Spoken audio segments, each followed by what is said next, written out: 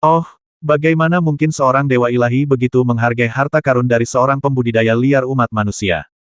Setelah mendengar ini, putra Dewa Pofeng adalah orang pertama yang mencibir, tidak menganggapnya serius. Bahkan yang lain sedikit terkejut. Mengapa Raja Dewa Kecil Augu secara khusus mengangkat masalah ini? Menawarkan harta sebagai ganti nyawa adalah hal yang sangat normal. Namun, dewa-dewa berada pada level yang begitu tinggi, dan sama sekali berbeda dari Ibel kecil ini. Bagaimana mungkin Ibel ini memiliki sesuatu yang harus dimiliki dewa-dewa?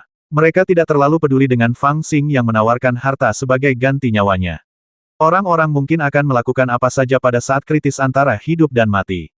Namun, mereka merasa agak aneh bahwa Raja Dewa Kecil Augu benar-benar mempercayai kebohongannya dan mengatakannya pada kesempatan seperti itu. Menghadapi tatapan terkejut dari kerumunan, Raja Dewa Muda Augu mencibir dalam hatinya, tetapi menunjukkan senyum masam di wajahnya, dan mendesak awalnya kupikir begitu, tetapi setelah ayahku mendengar apa yang dikatakan Ibel kecil itu, dia berkata bahwa masalah itu sangat penting dan tidak ada orang lain yang dapat membuat keputusan. Itu harus diputuskan oleh dewa-dewa sendiri. Aku juga bingung, jadi aku ingin meminta kalian semua untuk membantuku mencari tahu. Harta karun apakah itu? Setelah mendengar apa yang dikatakan Raja Dewa Kecil Augu, orang-orang lainnya juga tampak sedikit serius dan menoleh.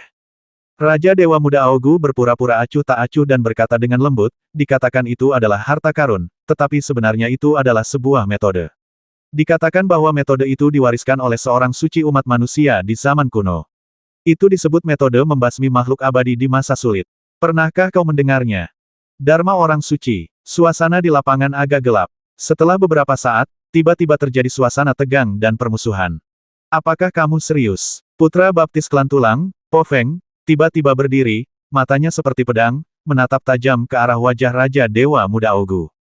Apakah masih ada metode orang suci kuno yang beredar di benua Tianyuan saat ini? Putra kembar Dewa Klan Kegelapan juga memiliki mata setajam obor, dan tatapan mereka bagaikan ular berbisa yang menyeramkan. Benarkah setelah sekian lama mencari, akhirnya aku menemukannya tanpa perlu bersusah payah? Pewaris alam abadi kecil, Xiong Dao, juga memiliki tatapan tegas di matanya dan mendesah dalam hatinya. Dia lebih bersemangat daripada orang lain. Yang Mulia Augu, apakah Anda pernah mengonfirmasi hal ini? Tai Yuan, pewaris dunia bawah, menegakkan tubuhnya dan menatap cemas ke arah Raja Dewa Kecil Augu. Setan kecil itu benar, hanya dengan namanya saja, orang-orang ini tidak bisa menahan diri. Pupil mata Dewa Raja Augu yang masih muda juga menyusut tanpa terasa. Sebelumnya, ketika mereka memutuskan untuk menerima saran Sue Lingtu, mereka telah berpikir untuk memastikan keselamatan Fang Xing dalam penyerahan diri. Saat itu, Fang Xing berkata bahwa dia memiliki sesuatu, dan selama dia menawarkannya, dia pasti akan mendapatkan bantuan dewa. Dewa Raja Augu yang masih muda merasa sedikit penasaran, dan setelah bertanya, dia mengetahui bahwa itu sebenarnya adalah metode seorang suci kuno. Dia juga merasa sedikit bingung. Manusia dan dewa sangat berbeda, dan jalur kultivasi mereka juga sangat berbeda. Dewa lebih cenderung merangsang dan menumbuhkan kekuatan darah mereka. Metode yang sangat dihargai oleh para kultivator manusia tidak banyak berguna bagi mereka. Beberapa di antaranya tidak dapat dipraktikkan sama sekali, atau tidak memiliki efek apapun setelah dipraktikkan. Oleh karena itu, para dewa lebih menyukai senjata ajaib, jimat, dan ramuan yang ditempa oleh para kultivator manusia, tetapi tidak terlalu peduli dengan metode kultivasi. Ketika orang-orang mempersembahkan harta kepada para dewa, sangat sedikit dari mereka yang mempersembahkan hal-hal semacam ini. Dalam situasi ini, bagaimana Fang Xing bisa begitu yakin bahwa guru ilahi akan menghargai metode yang ditawarkannya? Dia tidak mengatakan apa-apa saat itu. Melihat Fang Xing percaya diri, dia pun menuruti sarannya. Baru pada saat inilah dia menyadari bahwa memang begitulah adanya. Dari reaksi para jenius muda para dewa ini, kita dapat melihat betapa pentingnya metode ini bagi para dewa. Keterampilan dan teknik manusia sebagian besar diciptakan berdasarkan karakteristik tubuh manusia. Bahkan ras primitif kita tidak menganggapnya penting, dan makhluk-makhluk para dewa mungkin tidak membutuhkannya, bukan? Sejujurnya, ketika Ibel itu memberitahu saya tentang hal itu pada awalnya, saya tidak peduli untuk memperhatikan dan hanya ingin membungkamnya. Namun karena ayah saya telah memberitahu saya di sini untuk bertanya, rekan-rekan Taois, apakah ada yang dapat membantu saya menjernihkan kebingungan ini? Raja Dewa Kecil Augu merasa lega dan bertanya sambil tersenyum. Setelah mendengar kata-katanya, Ao Kuang, pangeran keempat Changlanhai, mengangguk sedikit dan menatapnya dengan ekspresi main-main. Di antara semua orang yang hadir, tampaknya hanya dia dan Ao Kuang yang tidak jelas tentang masalah ini. Para jenius dari klan dewa itu saling berpandangan, seolah-olah mereka tidak yakin apakah mereka harus mengatakan hal ini dengan lantang. Setelah sedikit ragu, Tai Yuan, putra Dewa Dunia Bawah, angkat bicara tidak ada yang perlu disembunyikan tentang masalah ini. Kalian berdua juga putra Raja Dewa. Tidak ada pembelaan untuk memberi tahu kalian. Sejujurnya, aku tidak tahu apa gunanya metode umat manusia. Namun, pengadilan dewa memang mengirim perintah rahasia, menginstruksikan Raja Dewa yang turun ke Tianyuan untuk menemukan warisan orang-orang suci kuno umat manusia. Pengadilan ilahi mengeluarkan perintah untuk mencari warisan orang suci. Raja Dewa Muda Augu tetap tenang, tetapi dia mengingat kejadian itu. Dia bahkan mengira bahwa Dewa Yang Maha Esa bertekad untuk menemukan daftar dewa yang legendaris karena daftar ini berhubungan dengan para santo dan orang-orang suci zaman dahulu. Yang Mulia Augu, masalah ini sangat penting. Apakah metode itu nyata? Putra kembar Dewa Klan Malam bertanya dengan suara rendah, mata mereka berbinar penuh urgensi. Saya tidak tahu tentang itu. Raja Dewa Kecil Augu menggelengkan kepalanya pelan, tampak sedikit tak berdaya, dan berkata sambil tersenyum, masam dekrit rahasia dari pengadilan ilahi tidak diberikan ke istana tulang purba kita. Aku tidak tahu bahwa dewa-dewa membutuhkan benda ini sebelumnya. Aku tidak bertanya secara rinci. Selain itu, Ibel kecil itu bukan orang bodoh. Apakah menurutmu dia akan memberiku metode orang bijak sebelum dia mendapatkan jaminan hidupnya? Semua dewa terdiam cukup lama, lalu tiba-tiba beberapa di antara mereka berbicara serentak. Di mana Ibel? Ada di aula belakang. Raja Dewa Kecil Augu menjawab dengan lembut, mengetahui bahwa mereka ingin memverifikasi keaslian masalah tersebut. Cepat bawa kami ke sana. Para dewa jenius sudah menggosok-gosok tangan mereka dan tampak tidak sabar. Raja Dewa Kecil Augu tidak banyak bicara. Ia tersenyum dan meminta mereka berjanji tidak akan melakukan hal buruk padanya, agar tidak mempersulitnya.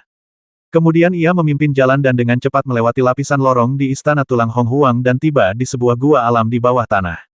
Ia melihat gua itu memiliki radius hampir 1000 kaki dan sangat luas.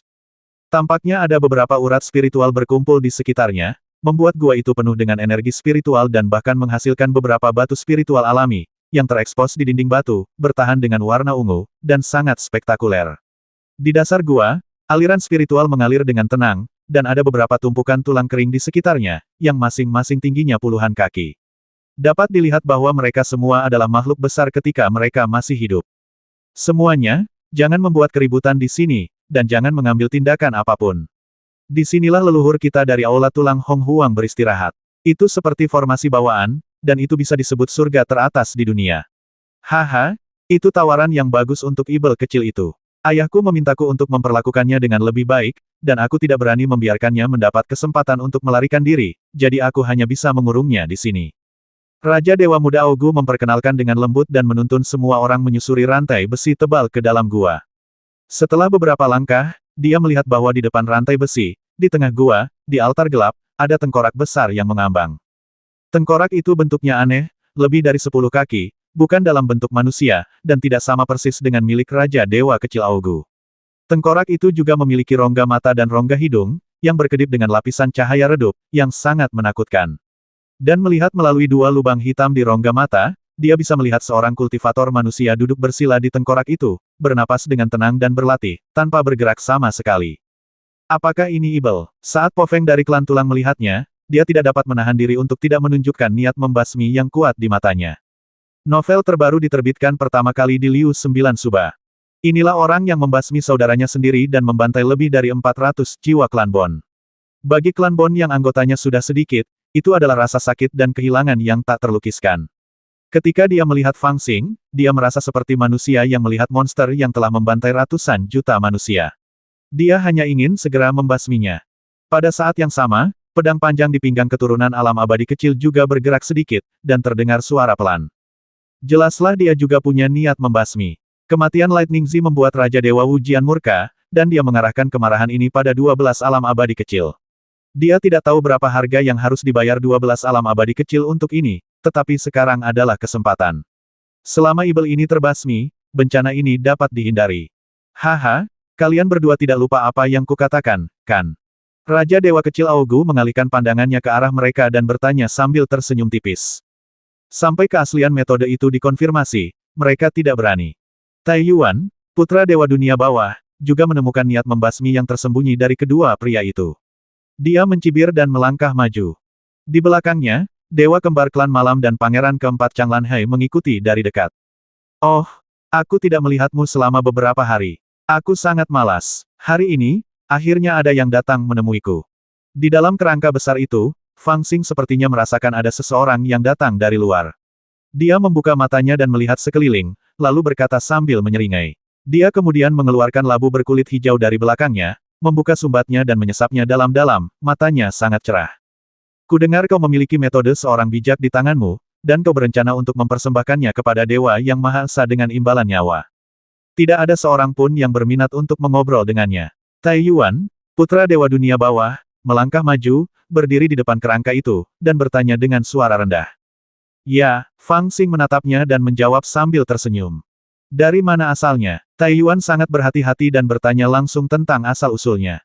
Istana Fuyao, itu adalah harta karun istana mereka, bukan sesuatu yang bisa didapatkan oleh orang biasa. Fang Xing menjawab dengan sangat jujur. Jika itu adalah harta paling berharga di Istana Fuyao, mengapa itu jatuh ke tanganmu? Tai Yuan menekankan pertanyaan itu, menatap Fang Xing tanpa berkedip. Kau bahkan tidak tahu bahwa aku adalah kepala Istana Fuyao. Kalian klan dewa terlalu tidak tahu apa-apa. Fang Xing tertawa dan menjawab dengan sangat mudah kelompok wanita itu menyelamatkanku dari pertempuran di Gunung Kuaiji. Mereka berkata bahwa aku tidak bisa hidup tanpa seorang guru bahkan sehari pun, jadi mereka memintaku untuk menjadi kepala istana mereka. Selain itu, mereka dengan murah hati setuju untuk membiarkanku berlatih metode rahasia Istana Fuyao mereka.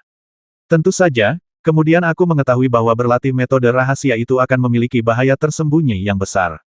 Mereka mungkin tidak memiliki niat baik. Singkatnya, aku berlatih metode rahasia itu dan menganggapnya sangat berguna. Kemudian, mereka tidak setia dan meninggalkanku untuk melarikan diri sendirian. Aku bersemangat dan bertindak seperti pahlawan saat itu, tetapi kemudian aku sedikit menyesalinya. Dunia ini begitu besar, bagaimana mungkin kehidupan bisa sepenting ini?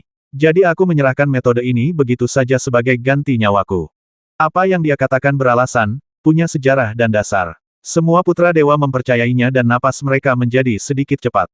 Mungkinkah mencapai prestasi hebat seperti itu dengan mudah? Kalau saja dia tidak melihatnya dengan mata kepalanya sendiri, Raja Dewa Muda Ogu tidak akan percaya bahwa putra-putra dewa ini begitu bersemangat. Setelah putra dewa klan Hades Tai Yuan mengajukan pertanyaan, para Tianjiao dari klan dewa memiliki penilaian mereka sendiri, percaya bahwa masalah ini sekitar 70% hingga 80% akurat. Mereka semua tampak sedikit bersemangat dan tidak bisa menahan kegembiraan. Mata semua orang bersinar, mengungkapkan keinginan yang tak terselubung. Di antara sekelompok orang ini, hanya putra dewa klan tulang Po Feng, yang menginginkan kehidupan Fang Xing, yang dapat menahan emosinya untuk sementara waktu. Dia memiliki ekspresi dingin, dan tidak ada yang tahu apa yang sedang dipikirkannya. Dia mendengarkan dengan tenang untuk waktu yang lama.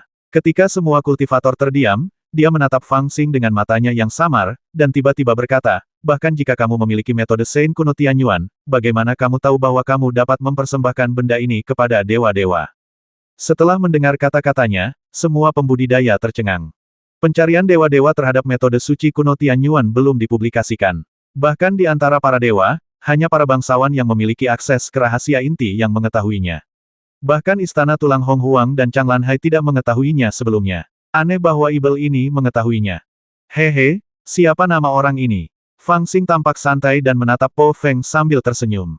Aku adalah putra Raja Dewa Abadi, Tuan Muda Klan Tulang, Po Feng. Kau harus mengenalku.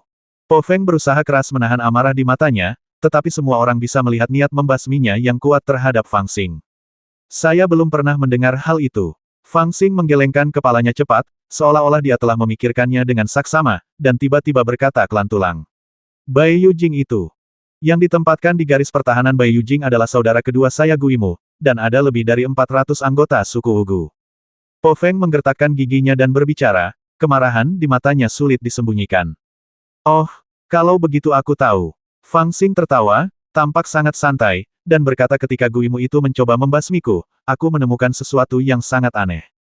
Tidak peduli seberapa sengitnya pertarungan itu, dia enggan membasmiku. Bahkan jika aku hampir membasmi semua orangnya, dia masih ingin menangkapku hidup-hidup. Dan aku juga memperhatikan bahwa ketika dia melihatku menggunakan metode orang bijak, matanya terbuka lebar karena terkejut. Dia menatapku seperti seorang perawan. Aku tidak bodoh. Aku dapat melihat dengan jari-jari kakiku bahwa metode orang bijak ini pasti sangat berguna bagi kalian para dewa. Ketika hidup kalian dipertaruhkan, tentu saja kalian akan mengeluarkannya dan mencoba keberuntungan kalian. Saat dia berbicara, dia tampak diam-diam mempraktikkan semacam sihir. Aura di sekelilingnya tiba-tiba berubah, dan nyala api samar muncul di atas kepalanya. Nyala api itu bukanlah api samadi sejati, dan bahkan tampak agak biasa. Namun, jika Anda perhatikan dengan saksama, Anda akan menemukan bahwa nyala api itu sebenarnya terdiri dari hantu-hantu makhluk hidup. Sejumlah besar hantu sedang berjuang, seolah-olah mereka ingin melarikan diri darinya. Di antara bayangan-bayangan yang tak terhitung jumlahnya itu, Po Feng tidak tahu apakah dia sedang berhalusinasi, namun dia benar-benar melihat bayangan kakaknya yang sudah meninggal. Pada saat ini, mata Po Feng menjadi merah, giginya bergemeletuk, dan dia menggeram pelan lalu melangkah maju. Ledakan, terdengar suara guntur antara langit dan bumi, dan pedang tulang kristal muncul dari telapak tangannya dan menunjuk langsung ke Fang Xing. Saat pedang tulang itu muncul, tampaknya bahkan kekosongan itu terbelah dua oleh cahaya dingin pedang itu, dan ada sedikit rasa kehancuran. Sulit untuk menggambarkan betapa tajamnya pedang itu. Pedang itu membuat semua orang di lapangan merasa takut. Sebilah pedang diarahkan ke Fang Xing dari kejauhan, dan bahkan sebelum pedang itu dihunuskan, tampak seolah-olah Fang Xing telah dijatuhi hukuman mati. Bahkan Fang Xing menyipitkan matanya saat ini. Dia berada di dalam tengkorak, jadi pedang tulang itu mungkin tidak dapat melukainya, tetapi itu tetap tidak mencegahnya untuk merasakan kekuatan mengerikan yang terkandung dalam pedang tulang itu.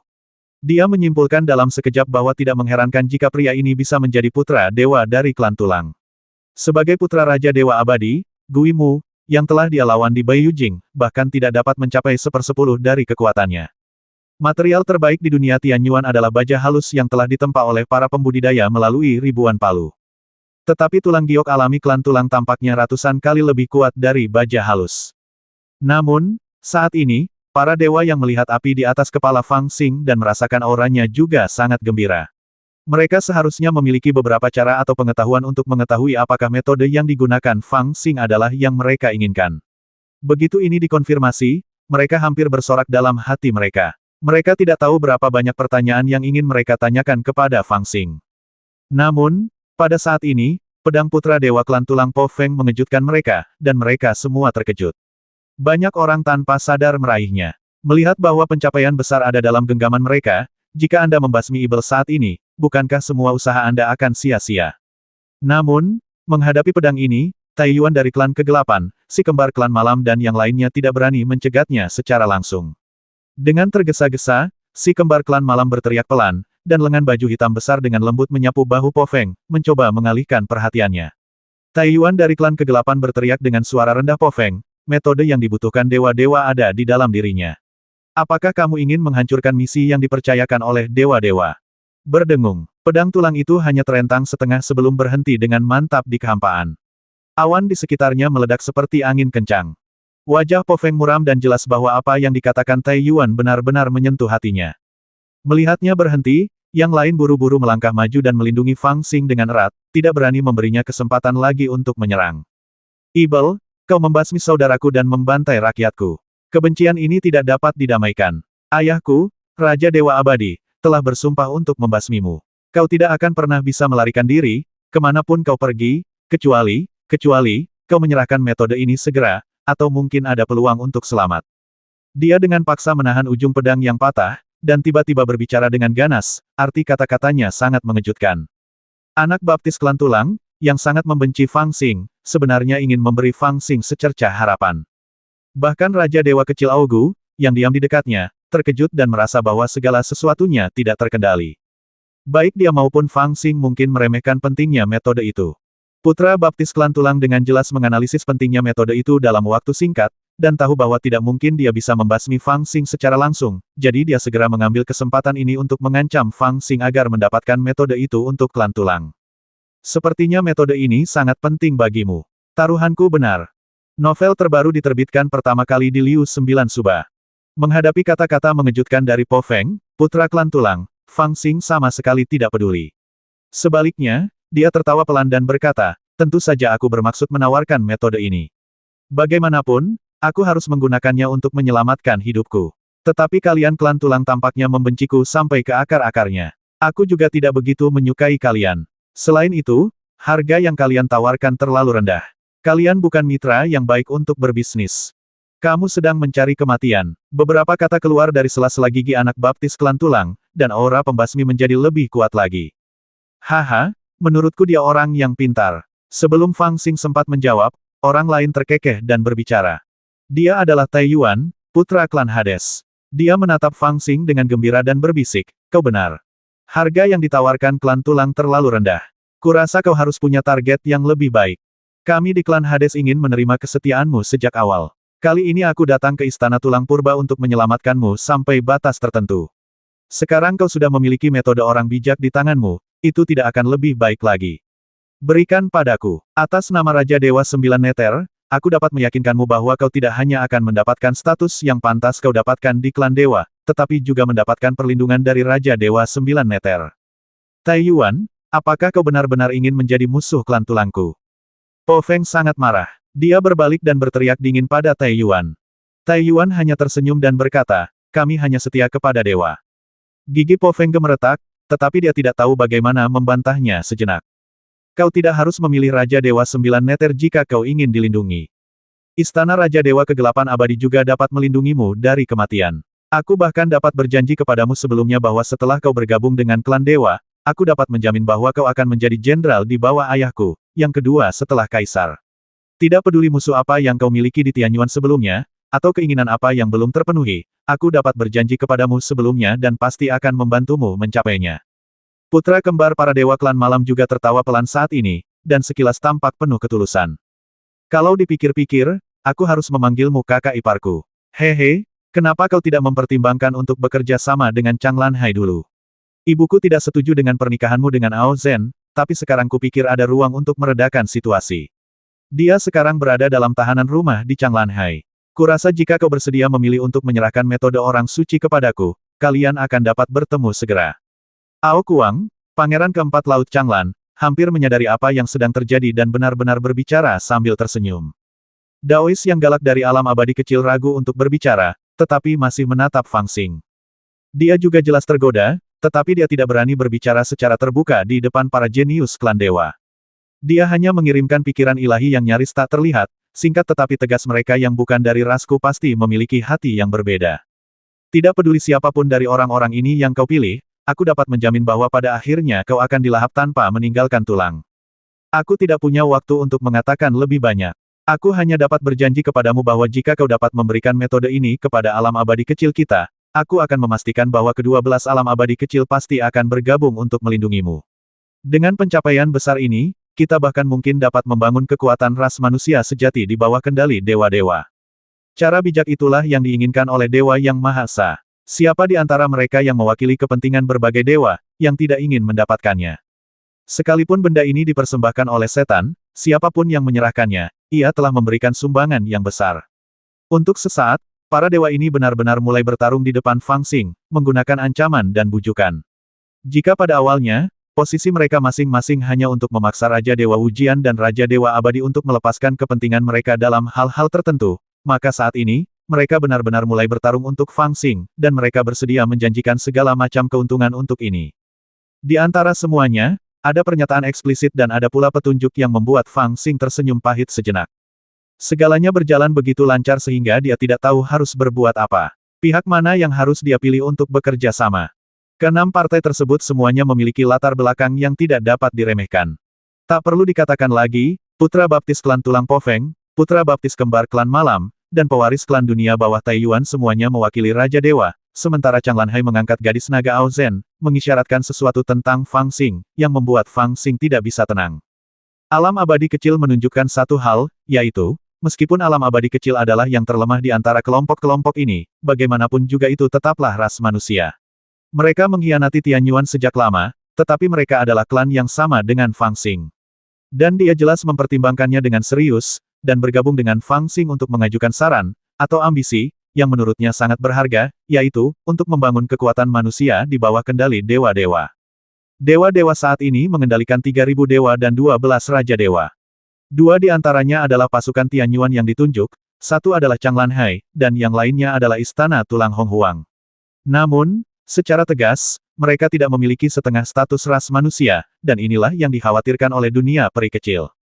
Pada saat ini, mata Fang Xing menatap Laut Changlan dan alam abadi kecil secara sengaja atau tidak sengaja. Ao Kuang, Pangeran Keempat Laut Changlan, sudah tersenyum tipis, merasa bahwa ia sudah pasti menang. Keturunan alam abadi kecil, Xiong Dao, mengerutkan kening erat, tampak seperti seseorang yang harus menanggung penghinaan dan dipenuhi dengan kebencian yang mendalam. Namun, di mata mereka yang penuh harap, Fang Xing akhirnya tersenyum lembut. Ketika dia berbicara, dia mengejutkan mereka semua dengan kata-katanya. Mereka saling memandang dengan aneh karena kalian semua sangat ingin memenangkan hatiku, itu berarti metode yang akan aku tawarkan sangat berharga. Lalu mengapa aku harus bekerja sama dengan kalian? Mengapa aku tidak langsung menemui guru ilahi? Mencari Dewa Mahadewa, semua putra dewa tercengang sejenak, lalu berekspresi berbeda-beda dan mencibir. Apakah menurutmu dirimu memenuhi syarat untuk mempersembahkan harta secara langsung kepada Dewa Mahadewa? Orang yang berbicara adalah Po Feng. Dia tidak berani benar-benar membasmi Fang Xing, tetapi wajahnya penuh dengan ejekan saat ini. Haha, mungkin kami kurang jelas menjelaskannya, kawan manusiaku, bagaimanapun juga kau tetaplah seorang tawanan.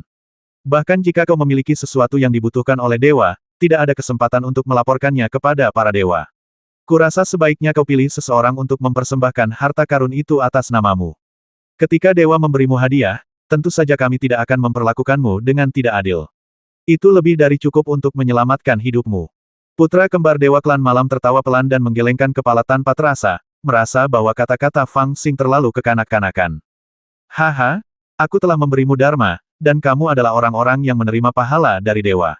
Jadi aku memberimu dharma ini tanpa imbalan. Fang Xing mencibir, bahkan sedikit tidak sabar silakan bermimpi besar, mengapa kamu tidak keluar dan bertanya-tanya? Kapan aku pernah melakukan bisnis yang akan merugi? Aku akan berhenti di situ.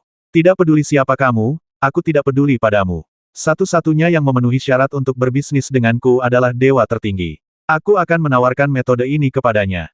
Huang Liao, semua dewa di ladang menjadi murka dan berteriak keras. Saya pikir kita terlalu bersemangat, dan membuat anak ini melebih-lebihkan nilai benda di tangannya.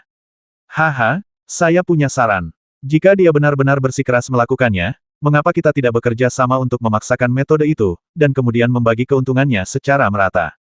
Haha, Raja Dewa Abadi dan Raja Dewa tak terbatas menginginkan kehidupan Ibel ini, Istana Tulang Hong Huang menginginkan persahabatan semua Raja Dewa, Raja Dewa Zhouyu dan Raja Dewa Yongan pasti tidak akan menolak hadiah besar yang diberikan oleh dewa-dewa, dan Chang Lanhai, kami semua akan mengingat kebaikanmu dalam hal ini.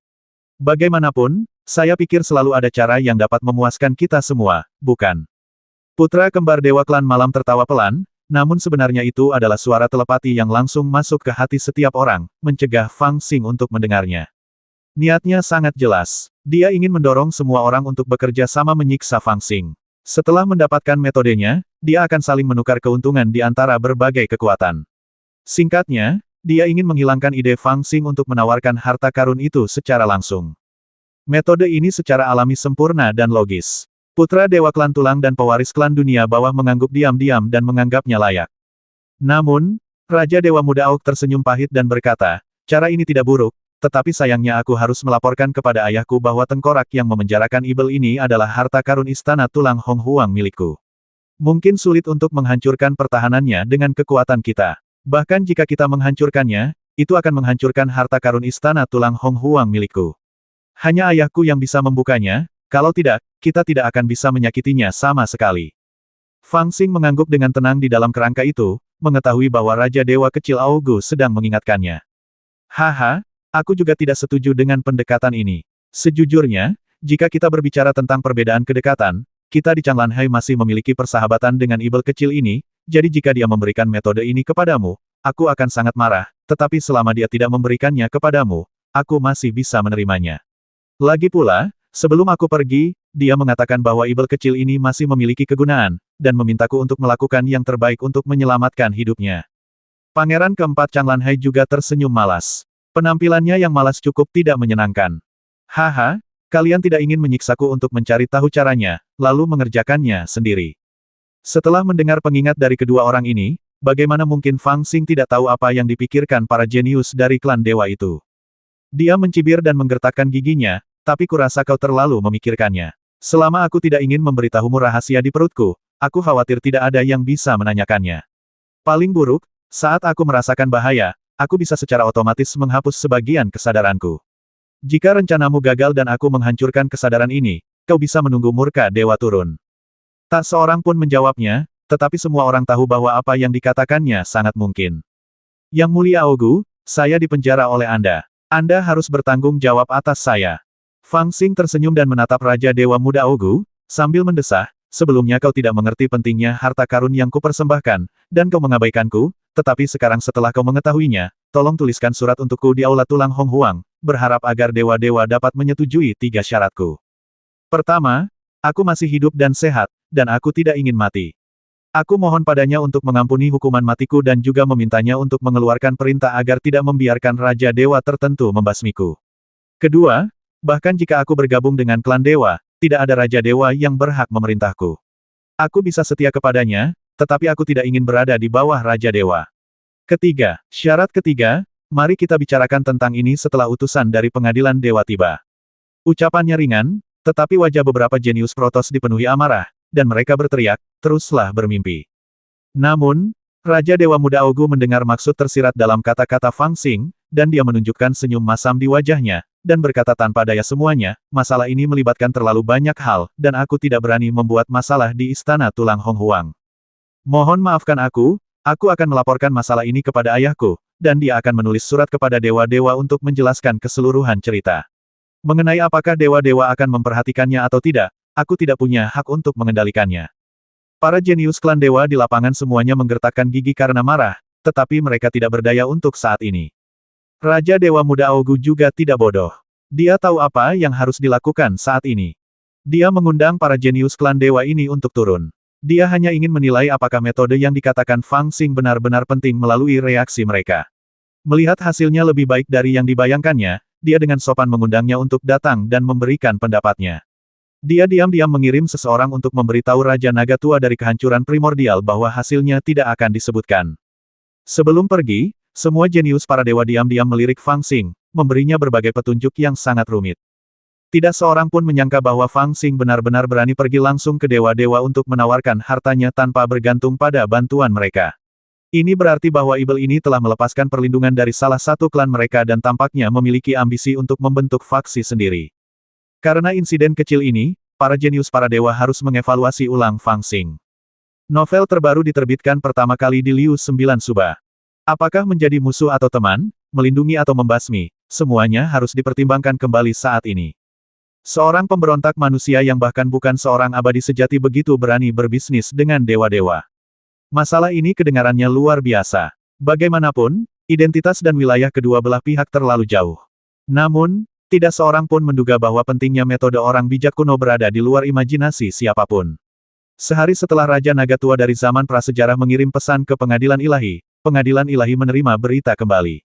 Fang Xing, yang masih disegel di dalam tengkorak, diangkat keluar oleh Raja Dewa Kecil Aogu dengan kekuatan ilahi.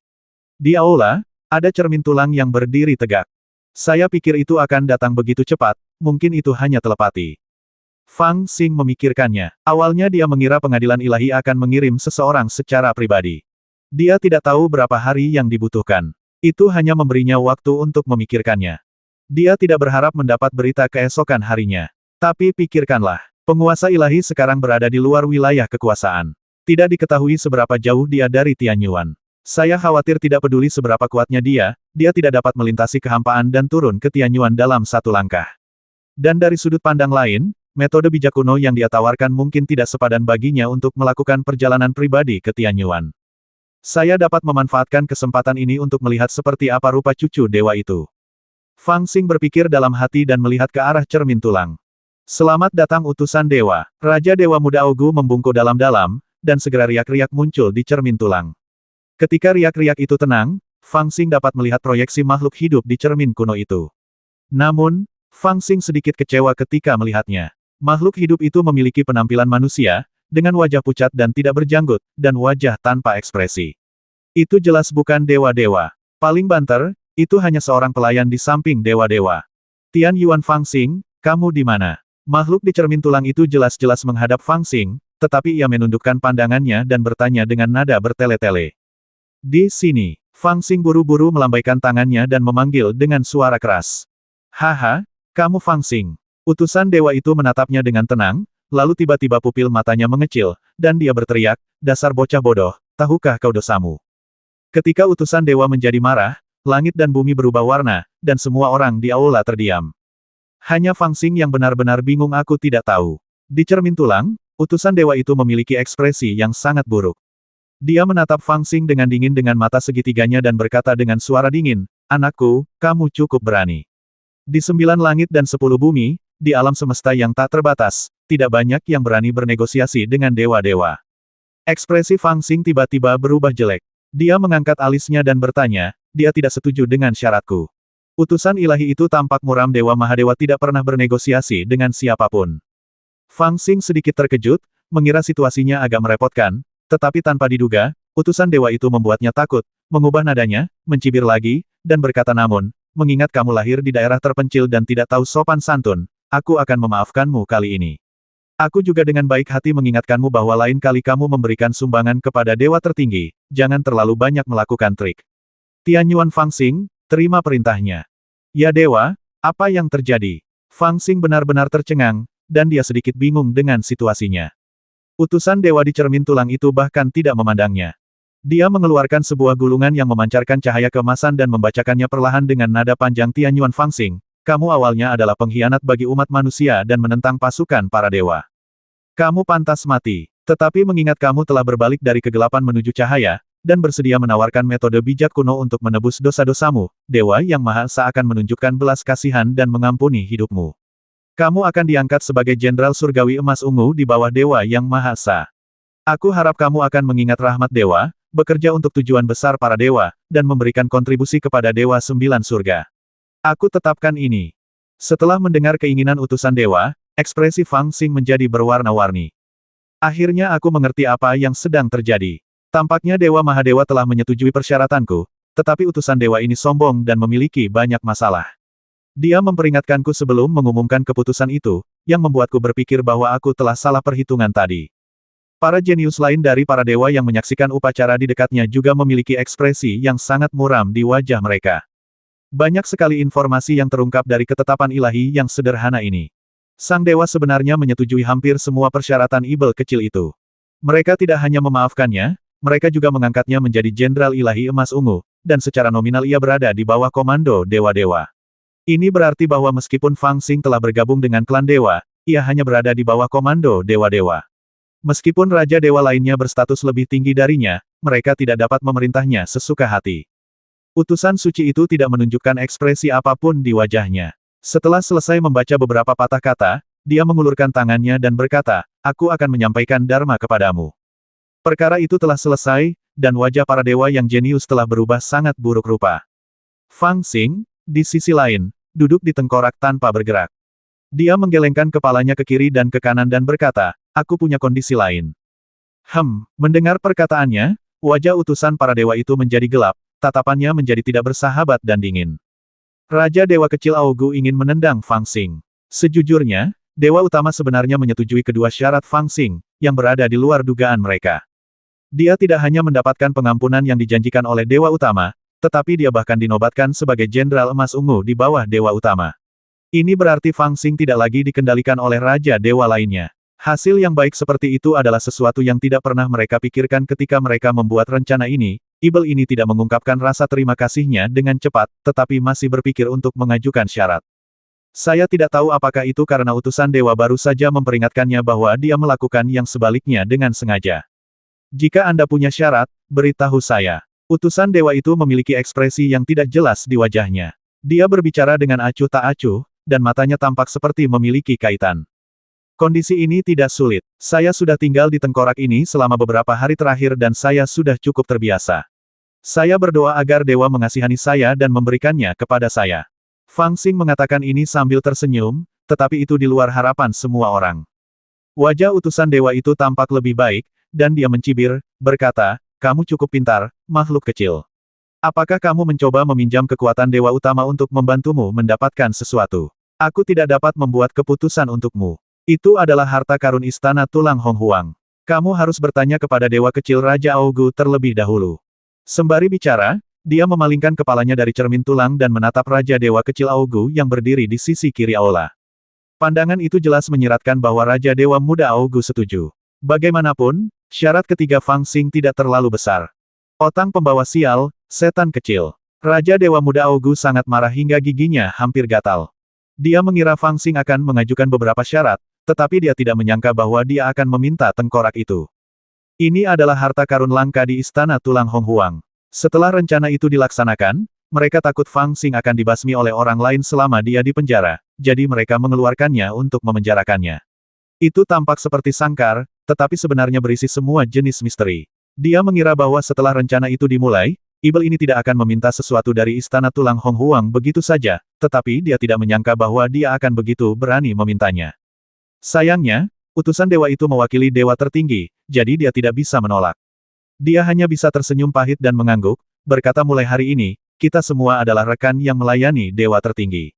Karena Jenderal Fang menyukai harta karun ini, maka berikanlah kepada Jenderal sebagai hadiah. Haha, tentu. Fang Xing tertawa keras dan setuju. Kemudian dia mengaktifkan keterampilan mentalnya. Seberkas pikiran ilahi muncul dari telapak tangannya dan terbang menuju cermin tulang. Pikiran itu menembus langsung ke permukaan cermin, menempuh jarak ribuan mil, dan akhirnya berputar di telapak utusan ilahi di sisi lain cermin tulang. Pikiran itu berubah menjadi manik cahaya putih. Utusan ilahi itu memegangnya dengan lembut dan memeriksanya. Wajahnya sangat gembira. Dia melambaikan lengan bajunya dan memerintahkan Jenderal Ilahi Tongtian Fang Xing, atas jasanya yang berjasa dalam mempersembahkan harta karun, diperintahkan untuk pergi ke Istana Tianyuan Senxiao untuk bertemu dengan audiensi 10 hari kemudian. Cermin itu berkedip, dan bayangan utusan dewa menghilang. Semua pembudidaya di aula menghela napas lega. Haha, selamat, rekan Daois Fang. Mulai sekarang, kita semua adalah anggota pengadilan ilahi. Raja Dewa Muda Augu adalah orang pertama yang berbicara, dengan ekspresi netral dan senyuman. Haha, sama-sama. Jangan lupa beri aku mantra untuk mengendalikan kerangka ini nanti. Fang Xing tertawa terbahak-bahak dan menangkupkan tinjunya memberi hormat pada kerangka itu. Haha, seorang pembudidaya liar ras manusia juga layak disebut sebagai anggota pengadilan ilahi. Po Feng, putra klan tulang, tampak dingin dan berkata dengan suara dingin, saya harap kamu dapat hidup dengan baik dan menikmati kekayaan dan kemuliaan ini. Setelah berkata demikian, dia langsung terbang meninggalkan Istana Tulang Honghuang dan pergi. Rekan Daois Fang telah ditunjuk sebagai Jenderal Dewa oleh dewa-dewa. Ini adalah acara yang sangat menggembirakan. Kita harus mengadakan perjamuan untuk merayakannya. Bagaimana kalau kalian semua bergabung dengan kami? Raja Dewa Kecil Augu tersenyum tipis dan melirik orang-orang di sekitarnya. Kecuali putra baptis klan tulang Po Feng, yang memiliki kebencian abadi terhadap Fang Xing dan langsung pergi, semua jenius dari klan lain tetap tinggal. Bahkan keturunan alam abadi kecil, Xiong Dao, yang datang ke Istana Tulang Primordial atas nama Raja Dewa Wujian, tetap tinggal, seolah-olah dia ingin mencari kesempatan untuk berbicara dengan Fang Xing. Raja Dewa Kecil Augu juga menyiapkan perjamuan peri seperti yang dia katakan dan mengundang semua orang ke perjamuan itu. Di mata orang lain, Istana Tulang Primordial melihat bahwa Fang Xing diberkati oleh surga dan datang untuk menyelesaikan konflik dengannya. Namun, Fang Xing tahu bahwa dia sedang merayakan keberhasilan langkah pertama. Di pesta itu, setiap orang mempunyai motif tersembunyi masing-masing, tetapi suasananya hangat, orang-orang saling bersulang dan membujuk satu sama lain dengan penuh semangat. Haha, Jenderal Tongtian, kau telah memenangkan hati dewa tertinggi, yang benar-benar patut dirayakan. Namun, kau tidak dapat mencapai sesuatu yang hebat sendirian di dunia ini. Raja Dewa Abadi terkenal kejam, dan Raja Dewa tak terbatas juga terkenal pendendam. Sekarang setelah Dewa tertinggi mengeluarkan perintah untuk mengampuni dosa-dosamu, mereka berdua tentu saja tidak berani melakukan apapun kepadamu secara terbuka, tetapi secara pribadi, kupikir sebaiknya kau berhati-hati. Selama perjamuan, Tai Yuan, keturunan klan Hades, berbicara dengan suara tenang, seolah memberi peringatan atau mengancam seseorang. Novel terbaru diterbitkan pertama kali di Liu 9 Suba. Bahkan saat ini, orang-orang ini masih belum lupa untuk memenangkan Fang Xing. Haha, hanya ada satu kepala yang tersisa. Siapapun yang memiliki kemampuan dapat datang dan mengambilnya. Fang Xing tidak peduli. Dia memutuskan untuk tidak memihak dan mengangkat gelasnya untuk bersulang. Para dewa jenius lainnya hanya tersenyum dan tidak berkata apa-apa lagi. Namun pada saat itu, tiba-tiba terdengar teriakan keras dari cakrawala. Baiklah, aku akan mengambil kepala ini. Suaranya sangat tiba-tiba, tetapi seperti guntur, bergulung dalam sekejap, memenuhi setiap sudut dunia. Dalam napas berikutnya, energi yin yang mengerikan dan mengerikan tiba-tiba muncul dari sudut timur laut aula tulang Honghuang. Bahkan awan kosong di arah itu pun terpengaruh, membentuk-bentuk kepala besar, berteriak dengan marah. Dalam napas berikutnya, hantu itu membuka mulutnya lebar-lebar, dan seberkas cahaya putih langsung terbang keluar dari awan, menempuh jarak ribuan mil, dan menusuk tepat di depan Fang Xing.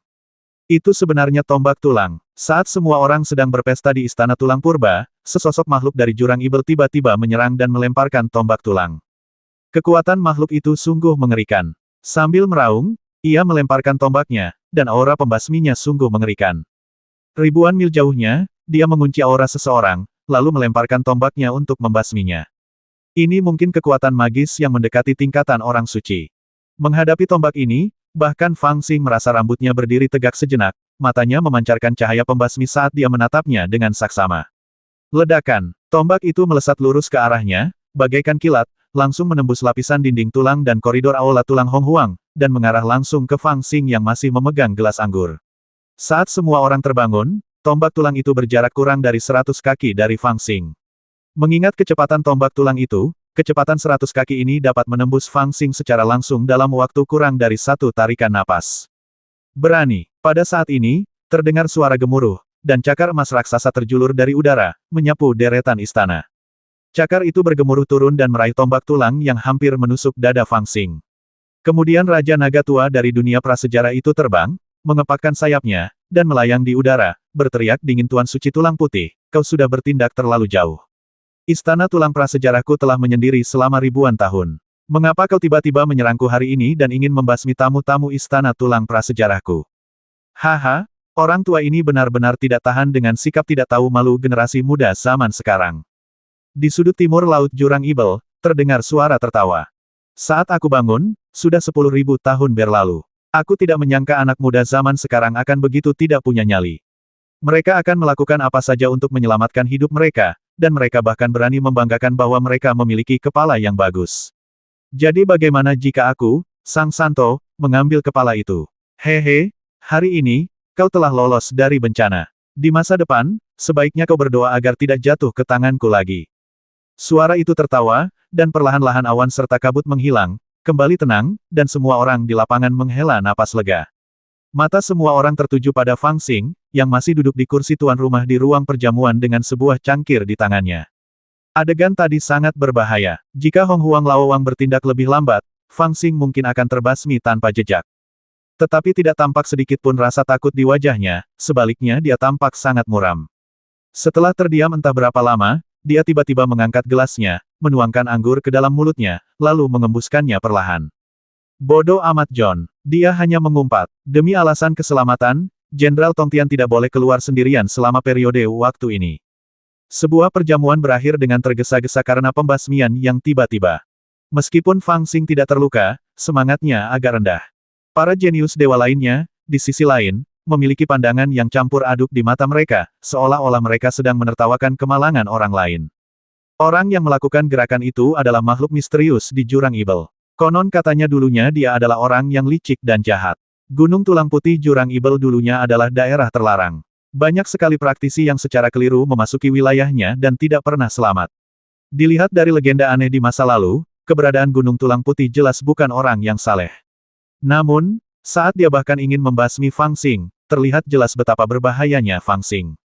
Saya khawatir jalan menuju Istana Shen Xiao tidak damai. Semua kultivator di Aula Tulang Hong Huang memiliki rencana dalam pikiran dan mulai menghitung secara diam-diam. Ketika utusan dewa datang, dia telah menyebutkan bahwa raja-raja klan dewa akan pergi ke Istana Shen Xiao yang baru dibangun di wilayah utara Shenzhou untuk bertemu dengan dewa-dewa di pertemuan 10 hari. Pada saat itu, Fang Xing juga diminta untuk pergi bersamanya. Saat itu, perjalanan mungkin tidak akan damai. Fang Xing berada di Istana Tulang Hong Huang, tempat pembangkit tenaga listrik teratas di dunia, Raja Naga Tua Hong Huang, berjaga. Ada orang-orang yang ingin membasminya. Ketika dia meninggalkan Istana Tulang Hong Huang dan pergi ke wilayah utara Shenzhou, tidak ada tempat berlindung di sepanjang jalan, dan tidak ada yang tahu berapa banyak bahaya yang tidak diketahui yang akan dia hadapi. Tidak bisakah kamu pergi ke audiensi ini? Setelah Fang Xing diampuni, putri kecil Yao Qi, Mu Xiaoxing, dapat muncul secara terbuka. Dia telah menemani Fang Xing dalam beberapa hari terakhir. Setelah mendengar bahwa Fang Xing hampir dibasmi oleh makhluk berbahaya di perjamuan pada hari pertama, dia menjadi sangat khawatir. Kemungkinan besar audiensi ini membahas masalah penting tentang menemukan daftar penobatan para dewa. Aku harus pergi. Fang Xing juga merasa sedikit kecewa. Setelah mendengar apa yang dikatakan Mu Xiaoxing, dia tersenyum masam dan menjawab. Kalau begitu aku akan pergi bersamamu dan melindungimu sepanjang perjalanan. Putri kecil Yao Qi berbicara dengan sangat serius, yang membuat Fang Xing tertawa. Apa yang kamu tertawakan? Aku serius. Putri kecil Yao Qi melotot dan berkata dengan sungguh-sungguh, jika kamu mati, aku tidak akan bisa hidup lagi. Aku akan melindungimu dengan nyawaku. Baiklah, baiklah, kalau begitu keselamatanku ada di tanganmu. Fang Xing memikirkannya dengan serius, lalu setuju. Masih ada 10 hari lagi. Setelah 10 hari, dia akan memulai perjalanan berbahaya untuk menghadap Kaisar. Selama 10 hari terakhir ini, dia bersembunyi di istana tulang Hong Huang dan tidak pernah keluar dengan santai. Dia juga menggunakan waktu ini untuk mengkonsolidasikan kultivasinya dan menghabiskan waktu luang yang langka bersama putri kecil Yao Qi dan putrinya. Selama periode ini, dia tidak melakukan apapun, seperti mengajar putrinya atau menggoda putri kecil Yao Qi yang sama sekali tidak romantis. Itu cukup menyenangkan. Pencapaian terbesarnya adalah dia akhirnya memberi putrinya sebuah nama. Gadis-gadis harus cantik, mulai sekarang kamu akan dipanggil Fang Xiaomei. Fang Xing membutuhkan kurang dari setengah cangkir teh untuk memeras otaknya guna memberikan nama bagi benda kecil itu. Sebelumnya, gadis kecil itu selalu mengikuti gadis naga. Namun, sebagai wanita yang setia, gadis naga telah menunggu ayahnya, Fang Xing, untuk memberinya nama. Sekarang setelah Fang Xing akhirnya memutuskan nama, dia bertanya-tanya apakah gadis naga akan menyesali keputusannya setelah mengetahuinya. Fang Xiaomei dengan senang hati setuju. Sekarang dia sudah punya nama, dia tidak perlu lagi dipanggil anak kecil, anak kecil. Ular Teng jelas sangat tidak puas dengan nama ini. Ia mencicit dan melawan untuk waktu yang lama, tetapi ditendang ke dalam danau oleh Fang Xing. Pangeran keempat Changlanhai, Ao Kuang, telah kembali ke Changlanhai untuk melapor. Sebelum pergi, ia sempat berbincang dengan Fang Xing dan secara misterius mengundang Fang Xing untuk mengunjungi Changlanhai setelah ia bertemu dengan penguasa dewa di wilayah utara Sensu. Fang Xing tentu saja sangat mengkhawatirkan keselamatan putri sulung Ao Zhen. Ia berulang kali meyakinkan bahwa Ao Zhen sekarang sangat aman. Dari sudut pandang lain, ini berarti bahwa ia sekarang dijaga ketat oleh Changlanhai. Fang Xing tidak banyak bicara dan setuju untuk mengunjungi Changlanhai. Pewaris alam abadi kecil, Xiong Dao, juga telah pergi. Dia telah tinggal di aula tulang Hong Huang selama 3 hari, berharap untuk mendapatkan beberapa janji dari Fang Xing. Namun, pada akhirnya, Fang Xing bahkan tidak menganggapnya serius. Dia hanya bisa meninggalkan tempat ini dengan kekecewaan yang amat sangat dan kembali untuk berdiskusi dengan para tetua. Namun, keturunan klan Hades dan putra dewa klan malam tetap tinggal dan mengundang Fang Xing untuk berangkat bersama dalam 10 hari. Apakah tidak ada yang Anda butuhkan di sini? Pada hari ke-6, Fang Xing diam-diam mengirim putri Yao Qi ke Gunung Baiduan, berharap menemukan sesuatu yang berguna, tetapi hasilnya tidak mulus. Gunung Baiduan sekarang ditempati oleh Sekte Dewa dan dikelilingi. Meskipun mereka tidak bisa masuk karena perlindungan aturan Suanyu, mereka juga tidak akan membiarkan pembudidaya manusia biasa masuk. Namun, putri Yao Qi mengikuti Fang Xing dan juga memiliki identitas dewa, jadi dia bisa menjelajah ke dalam. Dia dan Fang Xing melakukan beberapa metode rahasia, dan penglihatan mereka terhubung. Dia melihat apa yang dilihat Fang Xing dan melihat apa yang dilihat Fang Xing. Dia berjalan di Gunung Baiduan, berharap menemukan sesuatu yang berguna bagi Fang Xing. Ngomong-ngomong, itu juga masalah keberuntungan. Gunung Baiduan saat ini dijaga oleh pagoda Arai dan Fengshan Cauldron, sehingga sangat sulit bagi para kultivator biasa untuk masuk. Namun, Fang Xing sekarang telah mencapai tahap melampaui kesengsaraan, dan ditolak oleh aturan alam Suanyu, jadi dia tidak bisa masuk. Namun, putri kecil Yao Qi tidak terlalu tekun dalam kultivasinya dan masih berada di alam Jindan. Fang Xing membukakan pintu untuknya, dan dengan perlindungan Sein Bai Yuling, dia bisa masuk. Gunung Baiduan adalah inti dari Suanyu, yang penuh dengan harta karun dan peluang yang tak terhitung jumlahnya. Namun setelah melihatnya, Fang Xing sangat kecewa. Sekarang pandangannya telah banyak berubah. Ia segera menemukan bahwa tampaknya ada banyak sumber daya di Suanyu, tetapi hanya sedikit yang dapat ia gunakan. Dengan sumber daya tersebut, ia mungkin dapat membentuk pasukan praktisi, tetapi itu tidak akan banyak bermanfaat bagi kultivasinya. Sebuah peti mati misterius jatuh dari langit. Setiap peti mati diperuntukkan bagi sebuah istana. Apapun yang berguna bagimu seharusnya ada di istana. Raja Naga Tua di zaman prasejarah mengetahui pikiran Fang Xing dan menggunakan telepatinya untuk menceritakan sebuah kisah lama. 1 peti mati dan 1 istana. Ini adalah pertama kalinya Fang Xingxiang mendengar masalah ini, dan dia sedikit tertegun. Raja Naga Tua dari zaman prasejarah berkata sejak peti mati misterius pertama turun ke Tianyuan 700 tahun yang lalu, beberapa tetua telah menemukan masalah ini. Keberuntungan sebenarnya dari peti mati misterius tidak terletak pada harta karun dan pil eksotis di wilayah misterius, tetapi di istana abadi. Itulah objek keberuntungan besar. 700 tahun yang lalu, ketika peti mati misterius pertama turun dan wilayah misterius terbentuk, sebuah istana abadi melarikan diri. Para master teratas di dunia saat itu, termasuk Raja Naga Tua Changlanhai, Situ Agung Istana Fuyao, Kepala Kuil Lingshan, Del, semuanya menggunakan kekuatan magis mereka yang hebat untuk melacaknya, tetapi tidak ada dari mereka yang kembali, mengejutkan dunia. Karena masalah ini, dampaknya terlalu besar, telah menjadi tabu di dunia kultivasi, dan tidak ada yang menyebutkannya dengan santai. Setelah mendengar ini, Fang Xing terkejut dan tahu apa yang dimaksud Hong Huang Laowang. Dia pernah masuk ke istana peri di makam Qingqiu Kerajaan Bohai di selatan, dan melihat banyak mayat berlutut di sana. Mungkinkah tempat itu adalah istana abadi tempat peti mati misterius pertama melarikan diri ketika tiba 700 tahun yang lalu? Kemudian, peti mati misterius itu turun ke Nanzan. Generasi muda semua bergegas masuk untuk bersaing memperebutkan kesempatan itu, tetapi kami mengamati keberadaan istana abadi itu. Seperti yang diduga, memang ada istana abadi yang jatuh di tempat lain. Namun, kali ini, tidak ada yang berani mengejarnya. Raja Naga Tua dari dunia prasejarah melanjutkan, setelah itu, dua peti mati misterius jatuh dari Tanah Suci, dan orang-orang suci Senzu bergabung untuk menarik 5 peti mati misterius dari langit. Sebanyak 9 istana abadi telah turun ke dunia, tetapi ketika istana abadi itu lepas, mereka memengaruhi takdir dan mengubah dunia. Mereka tidak terlihat dan tidak terlacak. Mustahil untuk mengejar kecepatan mereka dengan mengejar mereka hanya dengan pikiran ilahi. Jika kita pergi ke sana secara langsung, kita mungkin menghadapi bahaya besar dan tidak pernah kembali. Oleh karena itu, bahkan dengan kultivasi kita, kita tidak dapat menyelidiki dengan saksama keberadaan istana abadi ini. Tetapi saya kira istana abadi itu adalah tempat peti mati misterius yang sebenarnya berada. Mereka harus mewakili semacam warisan, jalan yang hebat.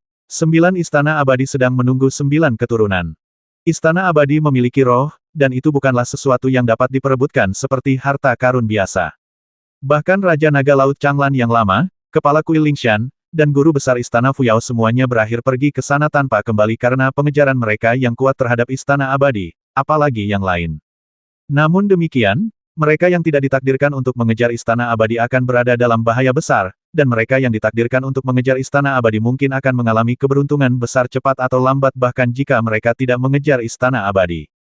Saya pikir Anda tidak perlu mencarinya dengan sengaja. Dengan kualifikasi Anda, saya pikir Anda pasti pewaris Istana Abadi yang ditakdirkan.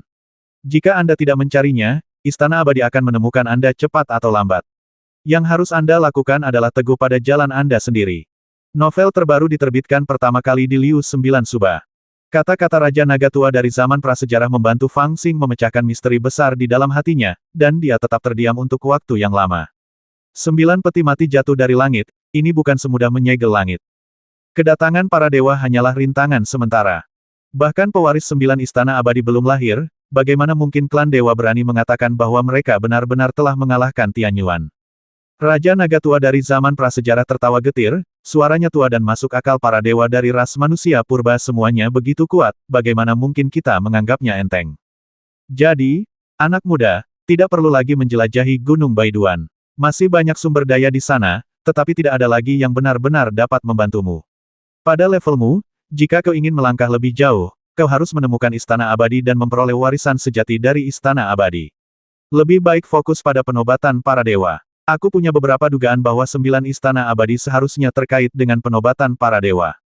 Daftar dewa yang dianugerahkan. Istana abadi. Fang Xing bergumam dengan suara rendah, mengingat banyak kejadian masa lalu, dan terdiam sejenak. Ayah, aku membawakanmu anggur. Fang Xiaomei, seorang gadis kecil kurus, terhuyung-huyung sambil membawa kendi anggur yang 2 kali lebih besar dari dirinya dan membangunkan Fang Xing.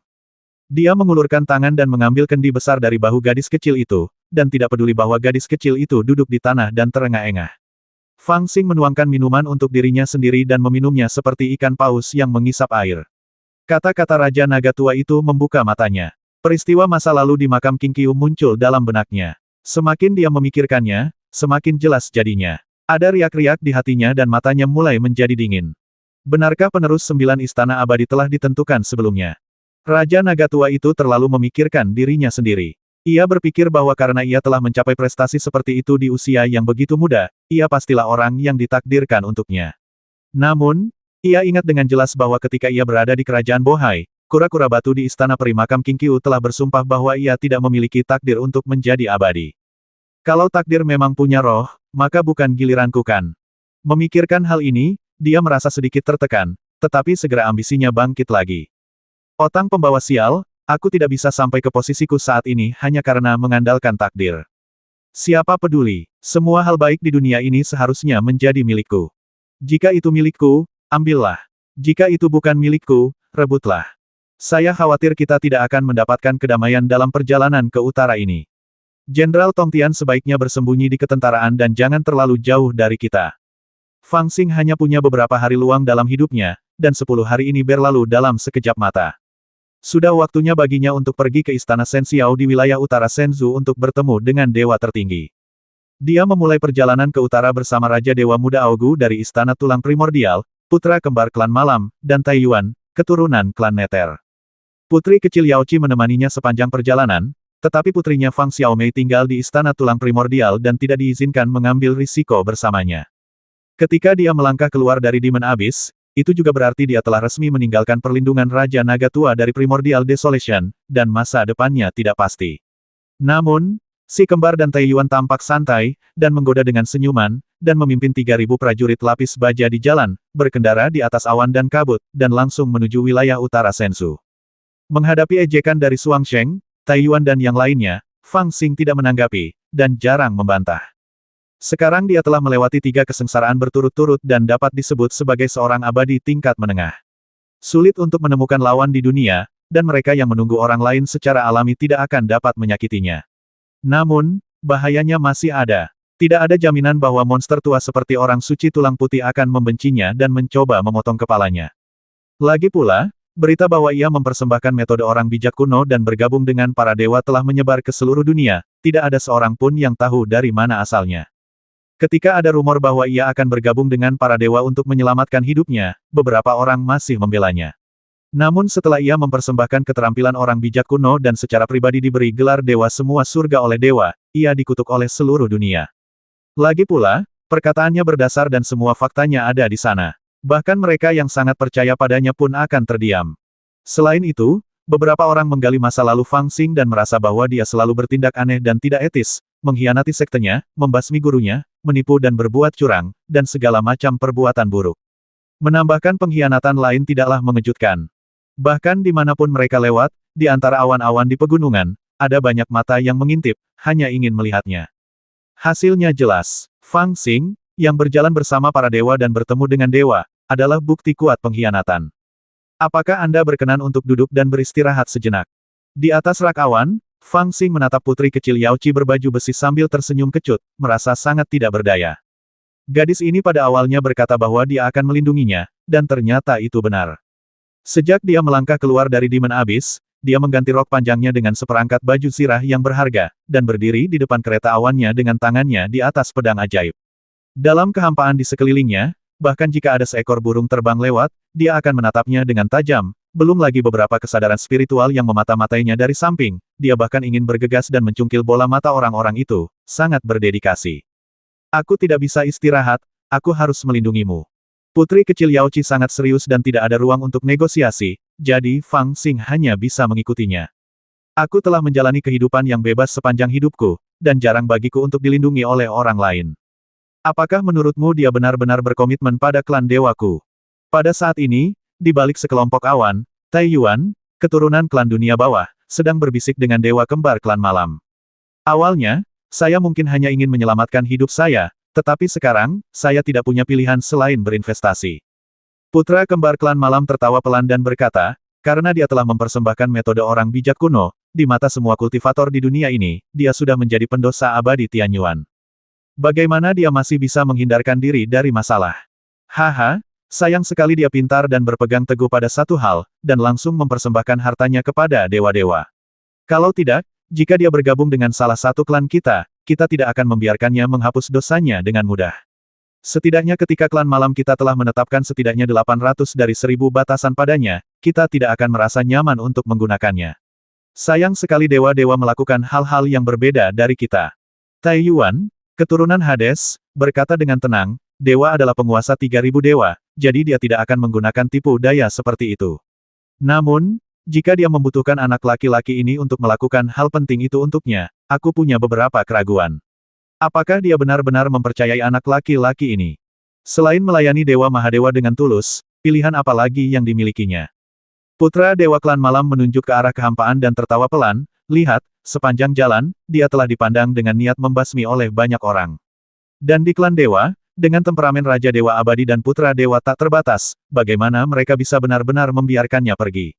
Secara terbuka, mungkin keduanya tidak berani menyentuhnya, tetapi secara pribadi, ada banyak cara untuk menyingkirkan pengkhianat manusia tanpa ketahuan oleh dewa-dewa. Itu akan menjadi perjalanan yang mengasyikkan.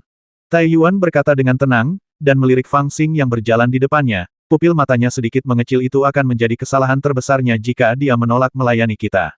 Sayang sekali, masih ada beberapa kesempatan untuk memanfaatkannya. Umat manusia selalu picik, bagaimana mereka bisa menjadi bijaksana jika mereka tidak pernah mengalami kerugian. Kurasa orang menyebalkan itu semua pengecut. Ketika para dewa datang, kudengar mereka tidak berani melawan. Kemudian, ketika keberuntungan ada di Tanah Suci, mereka tidak berani menyeberangi garis pertahanan untuk bergabung dengan mereka. Bahkan sekarang, mereka tampaknya tidak terburu-buru untuk membasmimu. Setelah perjalanan sehari yang aman, ekspresi tegang putri kecil Yao Qi akhirnya sedikit mengendur, dan dia berkata dengan nada sinis. Itu agak aneh. Tidak ada yang datang untuk membasmiku, tapi kamu tampak kecewa. Fang Xing meliriknya dan melontarkan komentar menggoda. Karena identitasmu sekarang berbeda, kau adalah orang jahat besar yang mengkhianati Tianyuan. Jika tidak ada yang membasmimu, itu berarti mereka terlalu tidak berperasaan. Tapi aku sangat tertekan. Sebenarnya, pikirkanlah, mereka yang membencimu sekarang adalah orang baik, tetapi kau adalah orangku, dan aku tidak ingin orang lain menyakitimu. Jika seseorang benar-benar datang untuk membasmimu, haruskah aku membasmi mereka atau membiarkan mereka pergi? Sayangnya, aku ingin membasmi siapapun yang ingin membasmimu, tetapi mereka adalah orang baik, aku tidak bisa melakukannya. Putri kecil Yao Qi pada awalnya memang sedikit banyak bicara, tetapi kini setelah dia bingung, dia malah semakin banyak bicara. Jangan khawatir, tidak mungkin ada orang yang bisa membasminya saat ini. Fang Xing juga memiliki perasaan campur aduk. Katanya itu sambil tertawa pelan, lalu tiba-tiba matanya terbuka lebar. Pada saat ini, kelompok mereka telah tiba di pegunungan Tiangang di wilayah tengah. Ada puncak-puncak yang curam dan tebing-tebing yang aneh. Beberapa puncak yang tinggi dan tajam muncul di depan mereka. Kelompok itu terbang mengelilingi puncak-puncak. Putri kecil Yao Qi merasa khawatir apakah dia bisa membasmi pembasmi itu jika dia menyerangnya. Tiba-tiba, sebuah anak panah ajaib melesat keluar dari lereng gunung. Sebelum Fang Xing bisa menyelesaikan kata-kata penghiburannya, panah bulu itu tiba-tiba menembus dada dan perutnya, dan darah berceceran. Putri kecil Yao Qi tiba-tiba membelalakan matanya dan menatap kosong ke arah anak panah yang menembus dadanya. Berbaring, wajah Fang Xing langsung dipenuhi dengan keterkejutan dan kemarahan. Dia meraung, melompat, dan memeluknya. Wus! Pada saat ini, panah bulu lainnya berubah menjadi aliran cahaya dan terbang langsung ke kepala putri kecil Yao Qi. Fang Xing bereaksi sangat cepat, menekan putri kecil Yao Qi di bawahnya, lalu mengulurkan tangannya untuk menggenggamnya. Aliran cahaya itu digenggam dalam tangannya dengan cepat. Ternyata itu adalah panah rune yang ditempa dari besi hitam, dilapisi berbagai rune halus. Itu adalah artefak serangan jarak jauh yang melampaui pedang terbang berkali-kali. Desir, dengan tatapan tajam di matanya, dia memandang ke kejauhan, dan dengan sudut matanya dia melihat seorang pemuda berpakaian hitam perlahan-lahan menarik kembali busur besi di tangannya di sebuah puncak terpencil 1000 kaki jauhnya. Dia melihat ke sini, meludah ke tanah dengan keras, lalu melemparkan dirinya ke dalam hutan. Ada pembasmi. Novel terbaru diterbitkan pertama kali di Liu 9 Suba. Para prajurit dewa di sekitarnya semuanya terkejut dan membentuk formasi pertahanan. Ledakan. Pada saat ini, banyak sekali orang muncul di bebatuan di sekitarnya, membelah bebatuan dan melompat keluar dari ruang hampa dan bebatuan. Mereka semua adalah master tersembunyi, masing-masing memegang senjata suci dan pedang tajam. Formasi mereka tajam dan menyeramkan. Mereka melangkah di atas awan dan mengayunkan pedang mereka, menusuk ke arah Fang Xing yang berada di tengah-tengah prajurit berbaju besi klan dewa. Pada saat yang sama, terdengar teriakan keras di udara, menggelegar bagaikan guntur, mengguncang gunung dan ladang. Kami adalah pejuang sejati umat manusia, dan kami datang untuk mengambil kepala Fang Xing, pengkhianat Tianyuan. Semua orang yang tidak terkait harus minggir, kalau tidak kami akan membasminya tanpa ampun. Membasmi. Para prajurit Protos segera berencana untuk membentuk formasi tempur guna menghadapi musuh dan menyerbu keluar, tetapi tak lama kemudian terdengar teriakan keras dari belakang bentuk formasi tempur. Orang yang memberi perintah adalah Tai Yuan, keturunan Hades. Dia menatap para pembasmi dengan mata sipitnya, seringai muncul di wajahnya, dan dia berkata kepada Fang Xing perlahan, Jenderal Tong Tian, seseorang akan mati, menurutmu apa yang harus kita lakukan? Dia berbicara dengan nada bercanda, seolah ingin bertanya kepada Fang Xing apa yang harus dilakukan terhadap orang-orang ini. Namun, dia tidak menyadari bahwa mata Fang Xing telah berubah menjadi merah darah. Darah di dada Putri Yao Qi telah mewarnai baju zirahnya menjadi merah. Bagi seorang kultivator, anak panah ini tidak mematikan, tetapi sangat ganas. Terlebih lagi, ketika anak panah kedua ditembakkan, anak panah itu langsung mengenai kepalanya. Jika dia tidak menangkapnya, kepalanya pasti sudah membusuk sekarang. Anda sedang mempertimbangkan apakah akan membasmi mereka, tetapi mereka tidak akan menunjukkan belas kasihan kepada Anda. Setelah membantu Putri Yao Qi mencabut anak panah jimat dari dadanya dan memberinya pil ajaib, Fang Xing tampak sangat kesal. Mereka, bukan orang jahat. Putri kecil Yao Qi mengulurkan tangan rampingnya dan memegang tangan Fang Xing, suaranya terdengar sangat bingung. Ya, mereka bukan orang jahat. Fang Xing mengangguk, lalu matanya berkilat penuh niat membasmi tapi aku. Setelah selesai berbicara, dia melepaskan diri dari tangan Putri Yao Qi dan melangkah maju. Ledakan, ledakan, ledakan. Ketika dia melangkah, dia yang tadinya tampak memiliki aura biasa, tiba-tiba mengeluarkan 3 aura abadi yang menakjubkan dari belakangnya, seperti 3 sabuk abadi yang mengambang, terbang di belakangnya tanpa angin. Pada saat yang sama, bahkan kekosongan di sekitarnya mulai meledak terus-menerus, mengeluarkan semburan angin kencang yang dahsyat, mengguncang daerah sekitarnya. Beberapa prajurit lapis baja dewa yang relatif dekat dengannya terhempas oleh auranya dan dikalahkan. Pada saat yang sama, dia melangkah dan sudah berada 100 kaki jauhnya. Membasmi. Tim pembasmi itu hampir saja maju ke garis depan. Pemimpinnya sebenarnya adalah seorang kultivator tua di alam Kaisar Bayi Mahayana. Dia mengendalikan pedang kuno dan memotong retakan di kehampaan, lalu menyerbu ke arah Fang Xing seperti kilat hitam. Basmi pamanmu. Fang Xing mengulurkan tangannya, dan kekuatan aneh yang terkandung di jari-jarinya langsung menghancurkan petir hitam, lalu menekannya ke kepala kultivator tua itu. Engah. Kultivator tua itu dipenuhi keheranan dan membuka mulutnya untuk berteriak, tetapi Fang Xing menghancurkan kepalanya. Setelah menghadapi pembasmian mendadak ini, reaksi Fang Xing benar-benar di luar imajinasi orang lain. Bahkan Tai Yuan, keturunan dunia bawah, putra kembar klan malam, dan Raja Dewa Muda Ogu dari klan tulang primordial, yang hendak mengolok-oloknya, semuanya membuka mata lebar-lebar karena terkejut. Menurut pendapat mereka, ini hanyalah pembasmian biasa. Fang Xing pasti sudah siap secara mental sejak jauh-jauh hari. Wanita yang telah bersamanya sepanjang waktu itu jelas tidak terluka parah dalam bahaya hidupnya. Mengapa dia harus begitu marah? Adapun kelompok pembasmi, mereka sangat terkejut dengan kekuatan Fang Xing yang mengerikan. Bukankah dilaporkan bahwa Ibel itu berada pada tahap jiwa baru lahir? Kok bisa pas dia bergerak sekarang, dia malah memperlihatkan kekuatan yang mengerikan seperti itu. Kultivator tua yang bergegas di depan dan bertindak sebagai garda terdepan sudah menjadi master dari ranah Kaisar Bayi Mahayana. Dia adalah seorang pertapa yang diundang keluar oleh mereka dengan biaya yang sangat besar. Namun siapa yang mengira bahwa master yang langka seperti itu akan dihancurkan sampai mati oleh Ibel kecil itu? Membasmi. Dia tertegun sejenak. Para pembasmi yang mengikuti kultivator tua itu dan bergegas maju dalam formasi anak panah telah bergegas ke Fang Xing. Mereka bergegas terlalu cepat dan tidak ada cara untuk menghentikan mereka. Meskipun kultivator tua yang memimpin kelompok itu telah dihancurkan sampai mati oleh Fang Xing, sudah terlambat bagi mereka untuk mundur. Mereka hanya bisa bergegas maju dan, sesuai rencana semula, langsung menempatkan diri mereka di kekosongan di sebelah kiri dan kanan Fang Xing.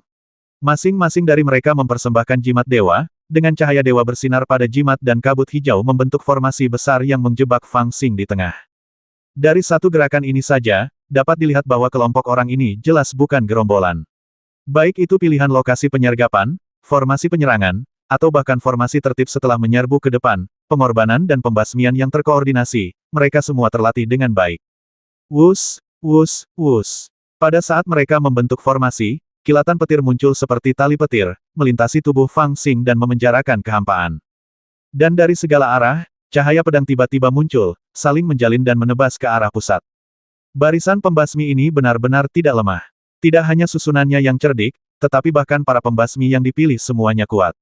Dari penginderaan ki mereka, Fang Xing telah menemukan bahwa yang terlemah di antara orang-orang ini berada pada tahap jiwa baru lahir tengah.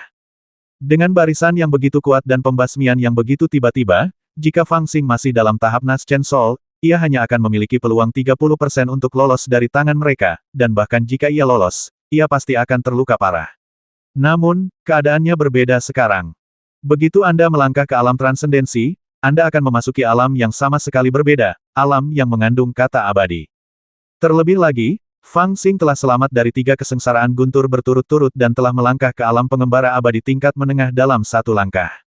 Di masa lalu, Fang Xing, yang berhasil selamat dari 3 kesengsaraan guntur, sudah mampu mengguncang keberadaan keluarga-keluarga kuno di wilayah tengah. Sekelompok guk-guk liar juga ingin menelan langit.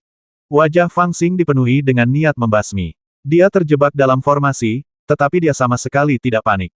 Dia mengangkat tangan kanannya, dan kelima jarinya meraih ke udara untuk membentuk cakar. Kemudian dia mengangkatnya ke atas.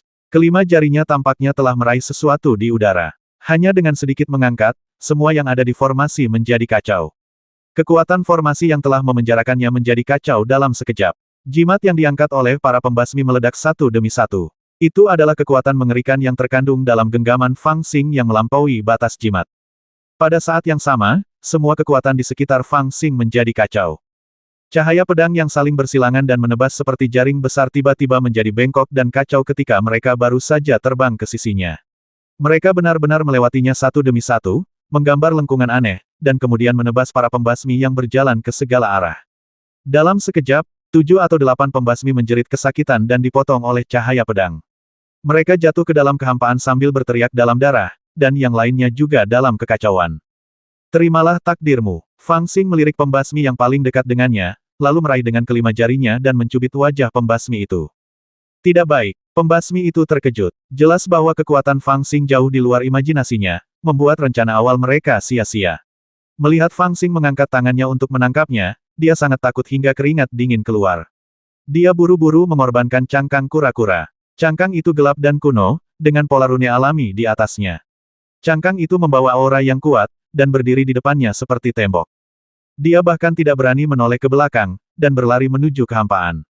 Ledakan. Fang Xing memegang cangkang kura-kura dengan 5 jarinya, meninggalkan 5 sidik jari pada cangkang yang sangat keras itu, tetapi tidak memecahkannya. Sebaliknya, dia hanya sedikit mengernyit, dan 3 sabuk peri di belakangnya terbang tertiup angin, dan auranya langsung meningkat 10 kali lipat. Ledakan. Ia mengerahkan tenaga dengan kelima jarinya lagi dan mendorong maju sekali lagi. Kali ini tidak terjadi apa-apa. Cangkang kura-kura itu terhantam keras dan meledak dengan suara dentuman keras. Pecahannya berhamburan ke segala arah, membuat banyak pembasmi yang tidak sempat melarikan diri berdarah-darah. Tangannya yang terentang-terentang tak terhingga, semakin membesar, seolah-olah memiliki kekuatan untuk menutupi langit, dan mencengkeram pembasmi yang telah melarikan diri sejauh 100 kaki. Menyimpan. Pembasmi itu begitu ketakutan hingga ia mulai berteriak. Namun dia baru mengucapkan satu kata sebelum Fang Xing menghancurkannya hingga berkeping-keping, mengubahnya menjadi kabut berdarah. Lari, lari. Cara-caranya yang brutal sungguh membuat para pembasmi yang ada di sekitarnya ketakutan, mereka pun langsung berhamburan dan melarikan diri ke segala arah. Kamu tidak bisa melarikan diri. Fang Xing mencibir dengan suara rendah, lalu melesat ke angkasa dan menamparkan dengan satu telapak tangan. Di bawah kekuatan telapak tangannya yang dahsyat, bahkan kekosongan pun hancur berkeping-keping. Kekuatan telapak tangannya menyelimuti semua pembasmi, menyebabkan darah menyembur keluar dari jutaan pori-pori mereka di seluruh tubuh mereka pada saat yang bersamaan. Jiwa mereka bahkan tidak punya waktu untuk keluar dari tubuh mereka sebelum mereka berubah menjadi abu. Memanggil. Pada saat ini, anak panah lain tiba-tiba terbang dari puncak gunung yang jauh dan langsung menuju tubuh Fang Xing. Anak panah itu luar biasa cepat, dengan kecepatan yang tak terlukiskan, dan bahkan kesadaran ilahi tidak dapat menangkap lintasannya. Namun, Fang Xing bereaksi lebih cepat dan merasakan bahaya. Dia tiba-tiba berbalik dan menunjuk jarinya. Dengan suara keras, dia tiba-tiba mengetuk ujung anak panah itu. Kekuatan penghancur kehampaan yang besar tiba-tiba muncul, dan anak panah itu tiba-tiba hancur berkeping-keping oleh jarinya. Namun, kekuatan besar yang terkandung di dalamnya juga membuat tubuhnya sedikit mengembun. Dia menatap ke depan dengan mata setajam jarum, dan kebetulan melihat bayangan hitam melintas di balik awan sejauh 1000 mil. Pemuda berpakaian hitam itulah yang melepaskan anak panah pertama. Dia memiliki ekspresi menantang dan penuh niat membasmi di wajahnya, dan setelah melepaskan anak panah pertama, dia tidak melarikan diri, tetapi menunggu kesempatan untuk melepaskan anak panah berikutnya. Pengadilan Kematian. Novel terbaru diterbitkan pertama kali di Liu 9 Suba. Pupil mata Fang Xing tiba-tiba mengecil, lalu dia melangkah maju dengan suara gemuruh, mengaktifkan teknik tubuh Xiao Yao miliknya. Dunia tampak terbalik saat ini, dan bayangan dirinya yang tak terhitung jumlahnya muncul di kehampaan. Bayangan-bayangan ini membentang menjadi garis panjang, seolah-olah muncul dalam sekejap, menunjuk langsung ke awan. Seluruh proses itu berlangsung kurang dari sekejap mata. Pemuda berpakaian hitam itu jelas ketakutan dengan kecepatan Fang Xing yang mengerikan. Dia menghilang ke dalam awan dan melarikan diri dengan kecepatan tinggi. Namun, Fang Xing mengejarnya terlalu cepat, dan sosoknya seperti awan gelap, menutupi langit dan matahari. Pada saat ini, dia sangat marah dan telah mengungkapkan niat membasminya, tidak ingin membiarkan siapapun hidup. Bahkan Tai Yuan, keturunan Hades, tampak ketakutan oleh serangannya yang ganas. Dia tidak bereaksi sampai saat ini. Dia melihat sekeliling dan melihat mayat di mana-mana. Banyak pembasmi yang terbasmi atau terluka. Ekspresi muram melintas di wajahnya. Dia mencoba yang terbaik untuk mengendalikan diri dan tersenyum. Dia bergegas maju dengan lengan bajunya berkibar, seolah-olah dia sedang melakukan perjalanan melalui kehampaan, dan dia benar-benar menyusulnya. Tepat saat Fang Xing hendak mengangkat telapak tangannya ke depan, dia tiba-tiba mengangkat tangannya untuk menghilangkan kekuatan mengerikan di sekitar Fang Xing, dengan lembut menekan tangan Fang Xing, tertawa keras, dan berbisik Jenderal Tong Tian, "Jangan khawatir, biarkan aku membantumu menangkap pembasmi itu." Fang Xing menoleh dan menatapnya, pupil matanya setajam jarum.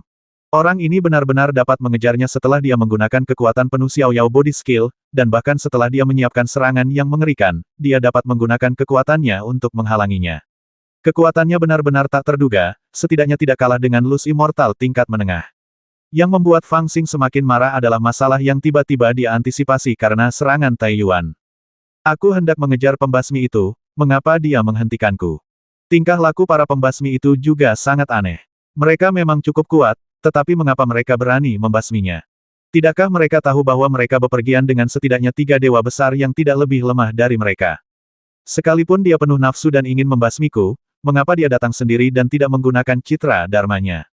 Awalnya dia marah dan tidak banyak berpikir, tetapi sekarang dia sudah sedikit tenang dan langsung melihat tembusnya banyak keraguan. Misalnya, bagaimana para pembasmi mengetahui rute kelompok mereka sebelumnya? Bagaimana mungkin sekelompok ahli seperti itu bisa bebas bepergian di wilayah Protoss yang dijaga ketat oleh makhluk Protoss? Dengan keraguan dalam benaknya, saat dia menatap mata Tai Yuan yang cemas, sang keturunan dunia bawah, dia meledak marah. Apakah ini langkah tentatif? Agar dapat menguji diriku, dia tidak akan ragu untuk menembak orang-orang di sekitarnya dengan anak panah. Mereka tidak mengetahui rahasia bahwa putri kecil Yao Qi dapat terlahir kembali di samping mereka, dan anak panah itu ditujukan untuk merenggut nyawanya. Haha, aku tidak berani mengganggumu. Jika orang-orang ini berani membasmiku, akan lebih baik bagiku untuk mengalahkan mereka. Fang Xing sangat marah dalam hatinya, tetapi dia tersenyum di wajahnya. Dia tahu bahwa Tai Yuan, keturunan dari dunia bawah, mendekatinya hanya untuk menghentikannya. Ketika dia mencoba membasminya tadi, reaksinya terlalu keras dan dia tidak punya waktu untuk menghentikannya. Jika dia terus mengejar pemuda berpakaian hitam saat ini, dia pasti tidak akan tinggal diam. Menyadari hal ini, dia tiba-tiba menyeringai, berbalik dan meraih pergelangan tangan Tai Yuan, dengan cahaya yang menyala-nyala di matanya. Saya jamin tidak seorang pun dari mereka bisa lolos. Kata-kata Fang Xing begitu dahsyat sehingga bahkan Tai Yuan, keturunan klan Nether, tergerak dan menatap Fang Xing dengan tatapan dingin. Pada saat yang sama, Fang Xing tersenyum, alisnya menyala, dan seberkas cahaya ilahi terbang keluar. 100 kaki jauhnya, dia berubah menjadi penampilannya yang lain, tetapi dengan 3 kepala dan 6 lengan, penuh dengan energi ibel, sama sekali berbeda dari gaya abadi aslinya. Itu adalah tubuh ibelnya yang muncul, dengan sepasang sayap ibel pedang di punggungnya. Dengan kepakan sayapnya di udara, dia terbang ribuan kaki tingginya, dan kecepatannya begitu cepat sehingga sulit untuk dijelaskan. Ketika Fang Xing mengejarnya, pemuda berpakaian hitam dengan busur panah itu tahu bahwa dia kuat dan melarikan diri dengan tergesa-gesa. Selain itu, Fang Xing dihentikan oleh Tai Yuan, jadi dia telah melarikan diri tanpa jejak. Namun, Fang Xing tidak lagi sama seperti sebelumnya. Tubuh ibelnya melesat ke langit dan menyapu matanya ke sekeliling. Penglihatannya bisa mencapai ribuan mil jauhnya, tetapi dia tidak menemukan petunjuk apapun. Dia segera tahu bahwa pria itu tidak melarikan diri, tetapi bersembunyi di dekatnya. Dia pasti telah menggunakan beberapa metode untuk menyembunyikan napasnya, seolah-olah dia telah menyatu dengan dunia. Mata setan Poki. Fang Xing berteriak dengan suara rendah, dan mata vertikal ketiga di dahi ibel itu terbuka, dan cahaya ibel yang dingin menyapu area tersebut. Kini, jalur kultivasinya terbagi menjadi 2 bagian. Tubuh abadinya membangun fondasi dan mengkonsolidasikan kultivasinya, sementara tubuh ibelnya berfokus pada berbagai teknik pembasmian. Sederhananya, itu satu koreksi dan satu perbaikan. Namun, Setelah secara tidak sengaja memperoleh kitab suci mencari tahu di Aula Tulang Hong Huang, ia tidak hanya menyentuh misteri dan melangkah ke alam melampaui kesengsaraan. Kitab suci mencari tahu adalah semacam pemahaman, kitab suci misterius yang menjelajahi arah jalan agung. Kitab suci ini dapat dipahami sebagai metode ekstrapolasi. Atas dasar kultivasinya sendiri, seseorang dapat mengekstrapolasi kekuatan magis yang telah mencapai kemacetan dan tidak dapat membuat kemajuan apapun ke alam yang lebih tinggi. Kitab suci ini tidak hanya dapat digunakan untuk mengolah tubuh Fang Xing, tetapi setelah tubuh ibelnya dikultivasikan, itu akan menjadi lebih berguna. Bentuk ibel berkepala 3 dan berlengan 6 merupakan warisan dari zaman kuno. Bentuk ini merupakan semacam kekuatan magis untuk mengolah tubuh fisik dan seperti rumah harta karun. Di masa lalu, Fang Xing berkultivasi untuk menjadi makhluk supernatural dengan 3 kepala dan 6 lengan, tetapi dia tidak tahu bagaimana cara berkembang selanjutnya. Namun, Sutra Dao Pencarian Tertinggi membantunya menemukan cara untuk mengembangkan keterampilan magis ini, dan memanfaatkan potensi baru dari fondasi aslinya. Mata ajaib ini adalah salah satu kekuatan ajaib. Di masa lalu, mata ajaib ini dapat melihat menembus ilusi, dan bahkan mengejutkan pikiran musuh dan menciptakan ilusi. Namun sekarang, ia dapat, sampai batas tertentu, secara langsung melihat asal-usul langit dan bumi, merobek semua penyamaran, dan membuat segalanya benar-benar tampak di depan matanya. Sederhananya, dimanapun jangkauan pandangan mata ajaib, semua penyamaran tidak akan luput dari deteksi. Suara mendesing. Mata ajaib Fang Xing menyapu sekeliling dan pandangannya jatuh pada awan biasa di sudut barat laut. Lalu, keenam lengannya memperlihatkan taring dan cakar, lalu dari salah satu lengannya muncul sebuah pedang panjang dengan aura ibel, yang semakin lama semakin panjang. Desir, pedang ajaib itu jatuh, dan awan itu terpotong-potong, tetapi seorang pria melompat keluar darinya. Pemuda berpakaian hitam itu memegang busur besar. Dia sangat berani, dan tahu bahwa kecepatannya tidak secepat Fang Xing, dia hanya berpura-pura melarikan diri, tetapi sebenarnya bersembunyi di balik awan. Tampaknya dia sangat percaya diri dengan teknik penyembunyian napasnya dan merasa bahwa dia dapat menipu Fang Xing, tetapi saat ini dia penuh dengan kepanikan, jelas dia tidak menyangka bahwa teknik penyembunyian napasnya, yang sangat dia yakini, tidak dapat bertahan selama satu napas di depan Fang Xing. Wus, wus, wus. Pemuda berpakaian hitam itu berputar di udara, terus menarik busurnya, dan melepaskan 3 anak panah ke arah Fang Xing, sementara dia pun segera melarikan diri. 3 anak panah jimat, semuanya secepat kilat, menembus kehampaan dan menusuk Fang Xing dengan kekuatan yang mengerikan. Jelas ini juga merupakan kekuatan magis yang kuat dan tidak bisa dianggap enteng. Dengan kemampuanmu, kau bisa menjadi ancaman bagiku dari jarak 1000 mil, dan kau bisa lolos dariku dari jarak 10.000 mil. Tatapan mata Fang Xing tampak muram, dan dia berteriak dengan suara rendah tapi dalam jarak 1000 mil, kamu seperti semut. Ledakan. Sambil berbicara, dia membuat segel dengan keenam lengannya secara bersamaan. Metode Dao setengah langkah dilakukan, dan 3 anak panah jimat segera ditarik oleh kekuatan tak terlihat, memutar lintasan mereka di depannya, dan dilemparkan secara tak terkendali secara diagonal ke dalam kekosongan di semua sisi. Pada saat yang sama, Fang Xing melangkah ke arah pemuda berpakaian hitam, dan mengangkat lengan keduanya tinggi-tinggi, mengangkat cermin, menyinarinya di udara. Cahaya abu-abu segera menyelimuti pemuda berpakaian hitam sejauh 1000 kaki. Pemuda yang melarikan diri dengan kecepatan tinggi itu jelas membeku, seolah-olah dia tertegun. Di depan Fang Xing, momen tidak aktif ini sudah cukup baginya untuk membasmi pemuda berkulit hitam itu 10 kali. Ledakan. Dengan ganasnya tak terkira dia menyerbu ke arah pemuda itu, merentangkan kelima jarinya, mencengkeram leher pemuda itu, dan mendekapnya dalam pelukannya. Tidak bagus. Pewaris dunia bawah Tai Yuan jelas sangat cemas dan bergegas keluar untuk menyelamatkannya. Haha, sudah kubilang aku tidak butuh bantuanmu. Tetapi tubuh asli Fang Xing memegang pergelangan tangannya erat-erat, dengan senyuman di wajahnya tetapi tatapan muram di matanya. Tai Yuan segera menjadi geram dan melotot tajam ke arah Fang Xing. Fang Xing juga menatap lurus ke matanya penuh dengan keganasan, sama sekali tidak kalah dengannya. Baru saja, keturunan klan Neter mendekat dan memegang pergelangan tangan Fang Xing, tetapi sekarang situasinya terbalik. Jenderal Tong Tian, karena ada pembasmian, pasti ada dalangnya. Mengapa Anda tidak menyerahkannya kepada saya dan menginterogasinya dengan ketat? Saya pasti akan memberi Anda penjelasan. Tai Yuan, keturunan Hades, jelas mulai cemas. Semua hal ini terjadi begitu cepat sehingga sebelum dia sempat bereaksi, Fang Xing telah menunjukkan kekuatannya yang dahsyat dan membasmi hampir semua pembasmi yang menyerbu. Bahkan jika dia tidak bisa menahan diri untuk tidak mengambil tindakan, dia hanya bisa mencoba melindungi pemuda dengan busur itu. Namun, dia tetap tidak menyangka bahwa manusia adalah manusia, dan kekuatan sihir mereka jelas tidak sebanding dengan para dewa. Dia menghentikan satu di sini, tetapi dia segera melepaskan satu lagi dari dahinya dan terus mengejar. Melihat pemuda berpakaian hitam itu telah jatuh ke tangan Fang Xing, dia hanya bisa mengalihkan pembicaraan dan ingin membawa pemuda berpakaian hitam itu ke tangannya dengan dalih menginterogasi dalang di balik layar.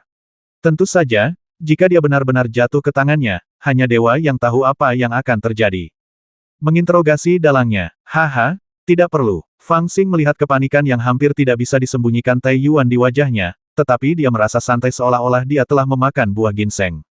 Kali ini dia benar-benar tertawa dari lubuk hatinya, menatap langsung ke mata Tai Yuan dan berkata, aku tahu siapa dalangnya, jadi tidak perlu bersusah payah. Kamu, jangan main-main. Ketika Tai Yuan, pewaris Hades, melihat senyumnya, dia tahu sesuatu yang buruk akan terjadi dan langsung berteriak.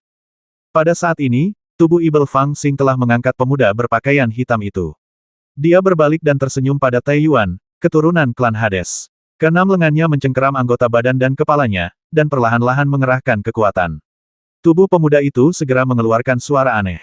Kau berani membasmiku. Kau tahu aku. Pemuda itu jelas-jelas ketakutan juga, dan dia berteriak keras, seolah-olah ingin mengungkapkan identitasnya. Novel terbaru diterbitkan pertama kali di Liu 9 Suba. Aku tahu, kau seorang pembasmi.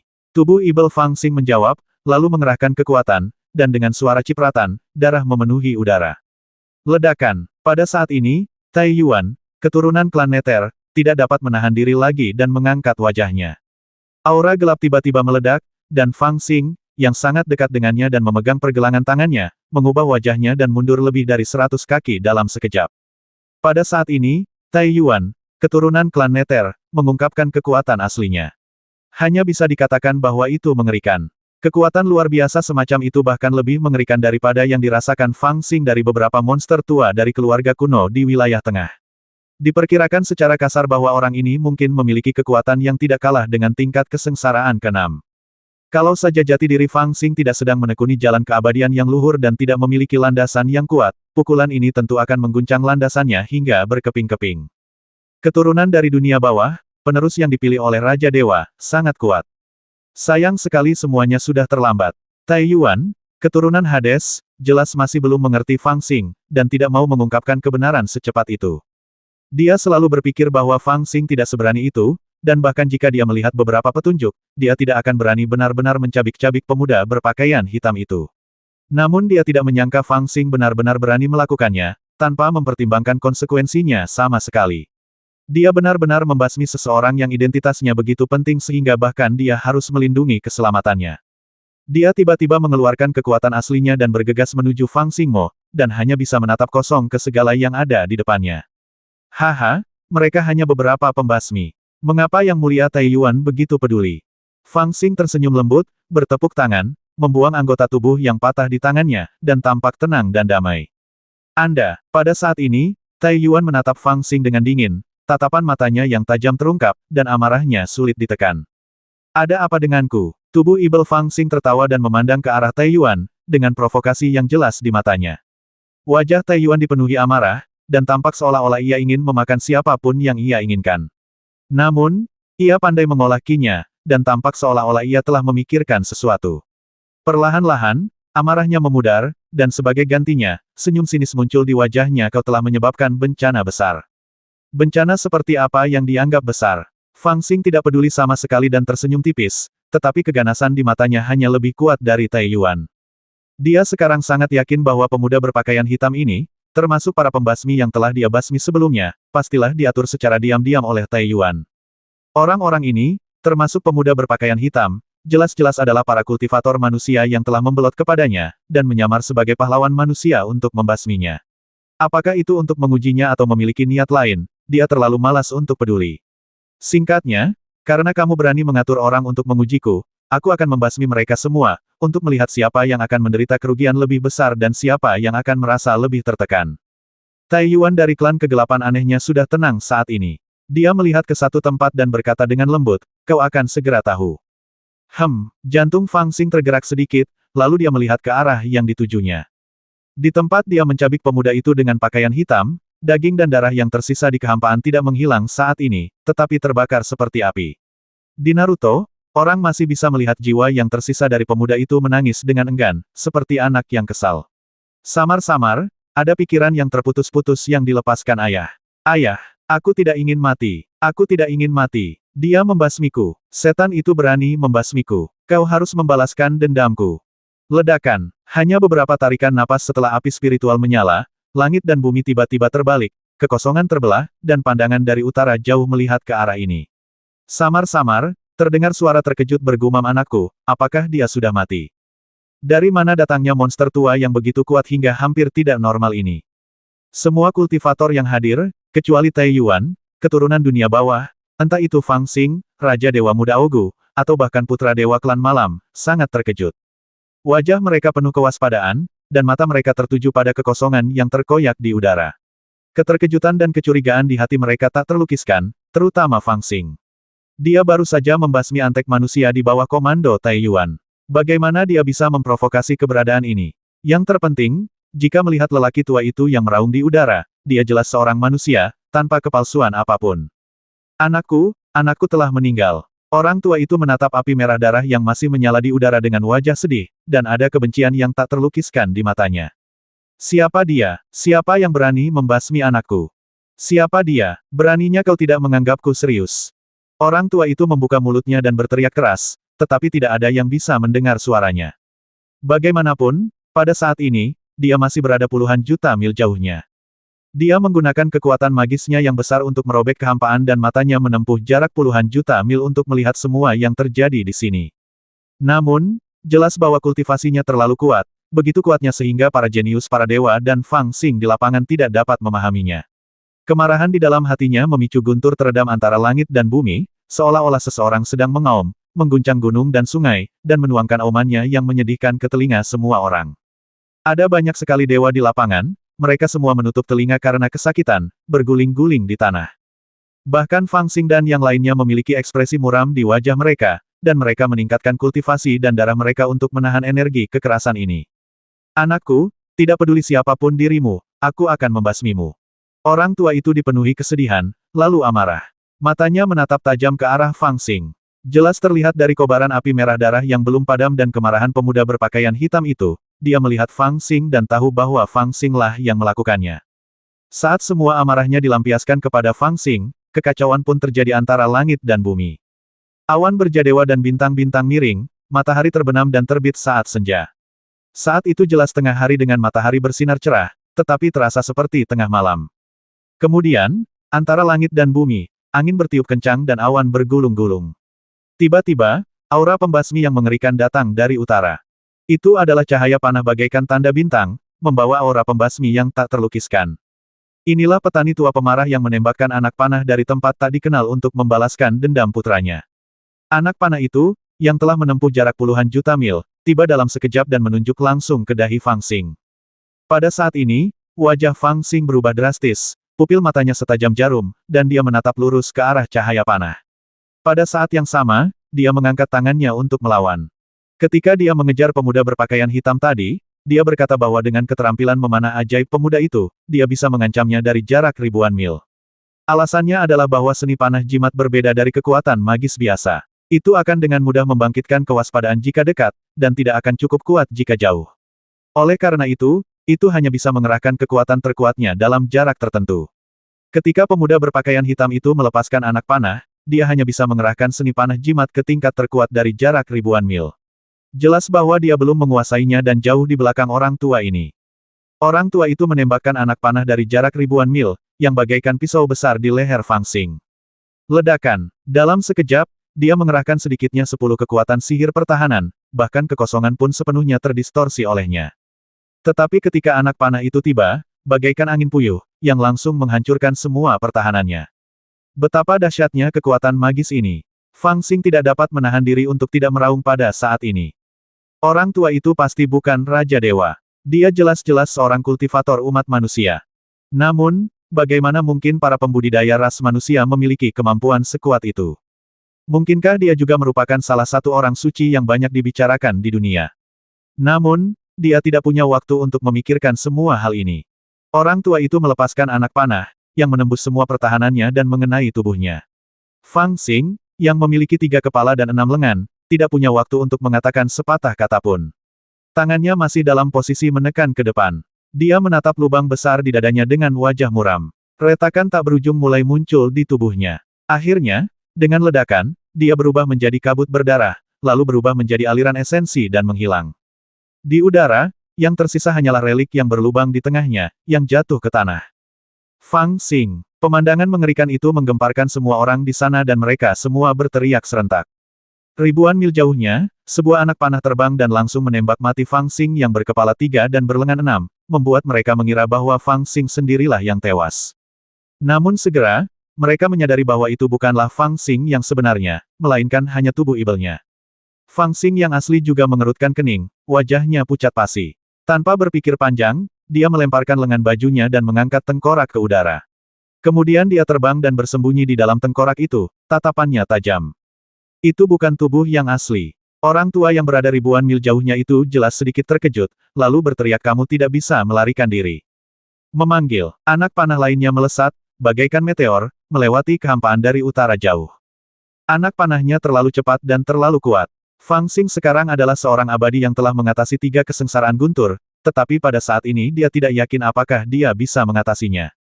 Dia bahkan tidak ragu bahwa jika lelaki tua itu tidak menembakkan anak panah pertama ke tubuh ibelnya, dia pasti sudah menghilang begitu saja. Jadi saat ini, dia hanya bisa menjadi pucat dan mempersembahkan tengkorak itu untuk menyelamatkan hidupnya. Ini adalah harta karun langka yang diperoleh dari Istana Tulang Purba. Raja Naga Purba tua sengaja mengambilnya saat ia memutuskan untuk melaksanakan rencana ini. Tampaknya digunakan untuk memenjarakannya, tetapi sebenarnya itu adalah senjata ajaib yang digunakan untuk melindunginya. Itu sangat kuat dan tidak bisa dihancurkan. Fang Xing benar-benar tidak yakin bahwa ia dapat menahan anak panah itu dengan kekuatannya sendiri, jadi ia hanya dapat mengandalkan harta karun langka ini, berharap itu dapat membantunya menangkis anak panah jimat itu. Ledakan. Seketika anak panah kedua mengenai tengkorak dan menimbulkan suara keras. Bunyinya bagaikan guntur, menyapu seluruh ladang, dan bola api besar menyala di langit, persis seperti matahari yang terik. Di sisi lain bola api, tengkorak besar membawa Fang Xing ke jarak yang tidak diketahui, seperti meteor. Di dalam tengkorak, Fang Xing tersandung, tetapi dia jelas masih hidup. Ketika anak panah kedua datang, dia membuat pilihan yang tepat dan menggunakan tengkorak itu untuk memblokir anak panah kedua. Meskipun dia merasa tengkorak itu terguncang dan hampir meledak, dia beruntung bahwa tengkorak itu seperti yang dikatakan Raja Naga Tua, tidak bisa dihancurkan. Bahkan jika seorang suci menyerang, itu tidak akan rusak dalam sekejap mata. Novel terbaru diterbitkan pertama kali di Liu 9 Suba. Meskipun lelaki tua itu menakutkan, dia terlalu jauh dari Fang Xing. Setelah menempuh jarak ribuan mil, panah jimat itu tidak lagi cukup untuk merusak tengkoraknya. Wah, kau hanyalah mayat hidup, dan kau pikir kau bisa bertahan hidup di bawah panahku. Pada saat ini, Fang Xing langsung terlempar oleh kekuatan anak panah yang sangat besar. Bahkan Raja Dewa Muda Augu dan yang lainnya yang berada di dekatnya tidak tahu apakah dia sudah mati atau masih hidup. Namun, lelaki tua yang menembakkan anak panah jimat itu jelas merasakannya. Dia melepaskan 2 anak panah berturut-turut, tetapi gagal membasmi pembasmi yang membasmi putranya. Dia sudah sangat marah. Di tengah raungan kemarahan, dia tampak bergerak cepat, dan kemudian, anak panah ketiga menyerang. Itu anak panah yang mengerikan lagi. Di jarak ribuan mil, 1 anak panah membasmi seseorang. Pada saat ini, bahkan Fang Xing tidak dapat menjamin apakah tengkorak itu dapat menghalanginya. Dia menahan amarahnya dan merasa tidak rela. Setelah semua kerja kerasku dalam hidup ini, akhirnya aku sampai pada titik ini, tetapi pada akhirnya aku akan mati begitu saja karena panah. Bahkan sebelum dia meninggal, dia masih tidak tahu siapa lelaki tua itu. Untungnya, setelah 2 anak panah pertama yang mengejutkan, akhirnya ada respons dari daratan Cina yang berat. Banyak sekali orang yang biasanya menyembunyikan rahasia mereka menjadi khawatir dan terbang keluar dari kesadaran mereka untuk menjelajahi kekuatan aneh yang terbang di antara langit dan bumi. Ledakan. Orang pertama yang bergerak berada di wilayah utara Sensu. Napas naik dan berubah menjadi awan gelap dan aneh. Awan itu tampak penuh dengan cahaya keemasan, tetapi dipenuhi dengan aura dingin dan berdarah. Di awan emas itu, seorang prajurit berpakaian baju besi emas muncul. Tingginya tidak diketahui. Ia terbang lurus ke langit. Sebuah tangan besar tiba-tiba terjulur ke langit.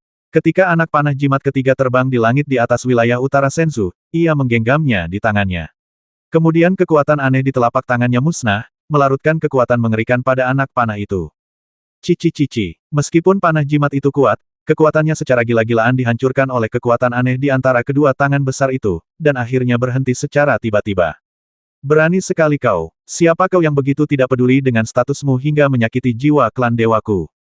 Di antara awan emas, makhluk yang menghalau panah jimat itu berteriak keras dengan suara rendah, dan suaranya menggelegar di seluruh Tianyuan. Tuanku, merasakan serangan dari kelompok itu dari jauh, bahkan Taiyuan, pewaris dunia bawah, tertegun dan bergumam pada dirinya sendiri. Saat ini, hanya karena celah kehampaan yang dirobek oleh lelaki tua itu masih ada, mereka dapat merasakan percakapan itu. Jika mereka menggunakan tubuh fisik mereka untuk melihatnya atau indera spiritual mereka untuk memindainya, mereka tidak akan mengetahui percakapan yang terjadi puluhan juta mil jauhnya. Raja Dewa Sembilan Neter, tolong minggirlah. Tidak peduli siapa orang itu, jika dia berani membasmi anakku, aku akan membuatnya membayar dengan nyawanya.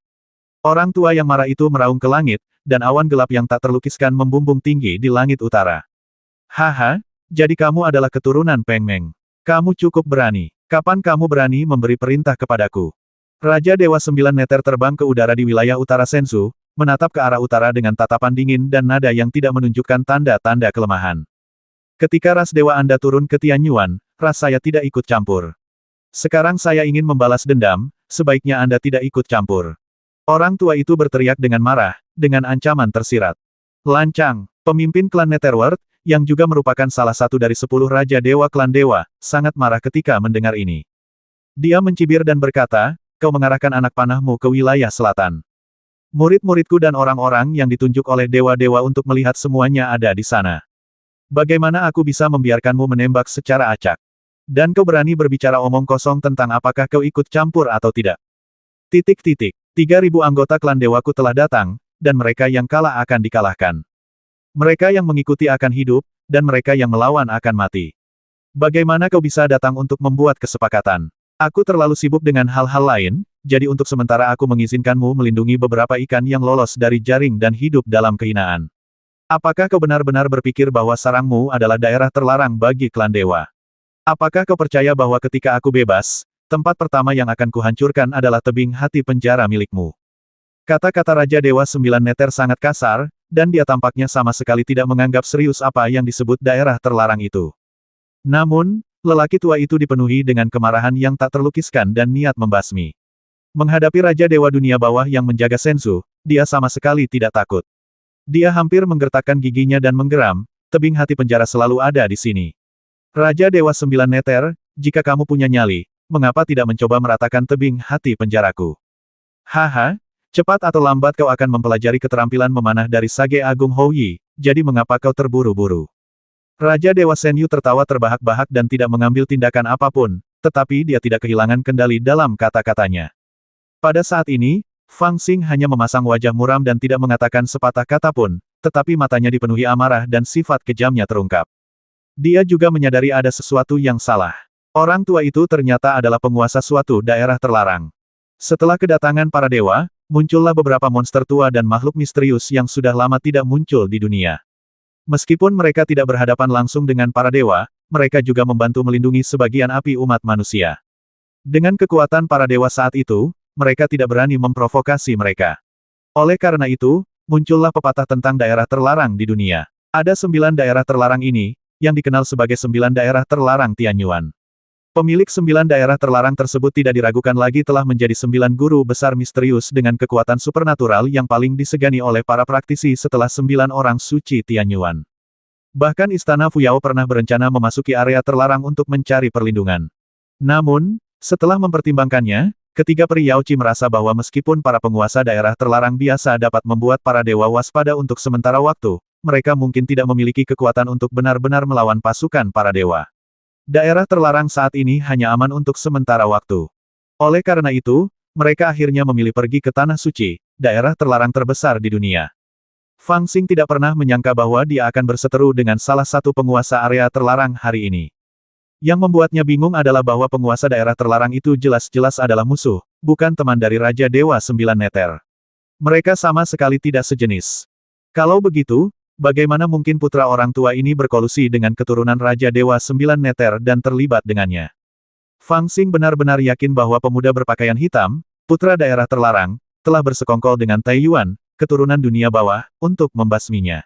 Namun, jika benar-benar penguasa daerah terlarang dan Raja Dewa Sembilan Neter telah bercampur, mengapa mereka harus membuat pertunjukan seperti itu untuk ditontonnya? Dengan status dan kekuatanku saat ini, aku khawatir tidak ada gunanya bagi mereka melakukan itu. Ledakan. Raja Dewa Kecil Augu terbang mendekat, mengepakkan sayapnya, menatap Fang Xing dengan khawatir, dan berbisik, kali ini kita dalam masalah besar. Fang Xing duduk bersila di dalam tengkorak, mengatur napasnya dengan tenang. Setelah mendengar ini, dia meliriknya dan bertanya, siapa orang tua itu? Raja Dewa Kecil Augu menggelengkan kepalanya dan berbisik, aku belum pernah melihat orang ini, tetapi aku pernah mendengar ayahku membicarakannya. Ada suku misterius yang hidup menyendiri di tebing hati tahanan di Laut Utara. Leluhur mereka adalah murid dari orang bijak agung kuno Haoyi, bernama Peng Meng. Ia mempelajari keterampilan memanah dari orang bijak agung Haoyi. Akan tetapi, pada zaman dahulu, ada legenda bahwa Peng Meng memaksa istri Haoyi pergi karena ia mencuri ramuan tersebut. Akibatnya, Haoyi sangat marah dan memenjarakan suku Peng Meng di Laut Utara, menekan mata naga, dan tidak pernah membiarkan mereka keluar dari dunia selamanya. Hal ini telah diwariskan hingga hari ini dan telah menjadi warisan lokal. Orang bijak kuno Haoyi. Fang Xing tidak dapat menahan diri untuk tidak mengangkat alisnya ketika mendengar ini. Bagaimanapun, dia telah tenang dan membaca selama beberapa tahun, jadi dia tahu nama-nama beberapa orang bijak besar di zaman kuno.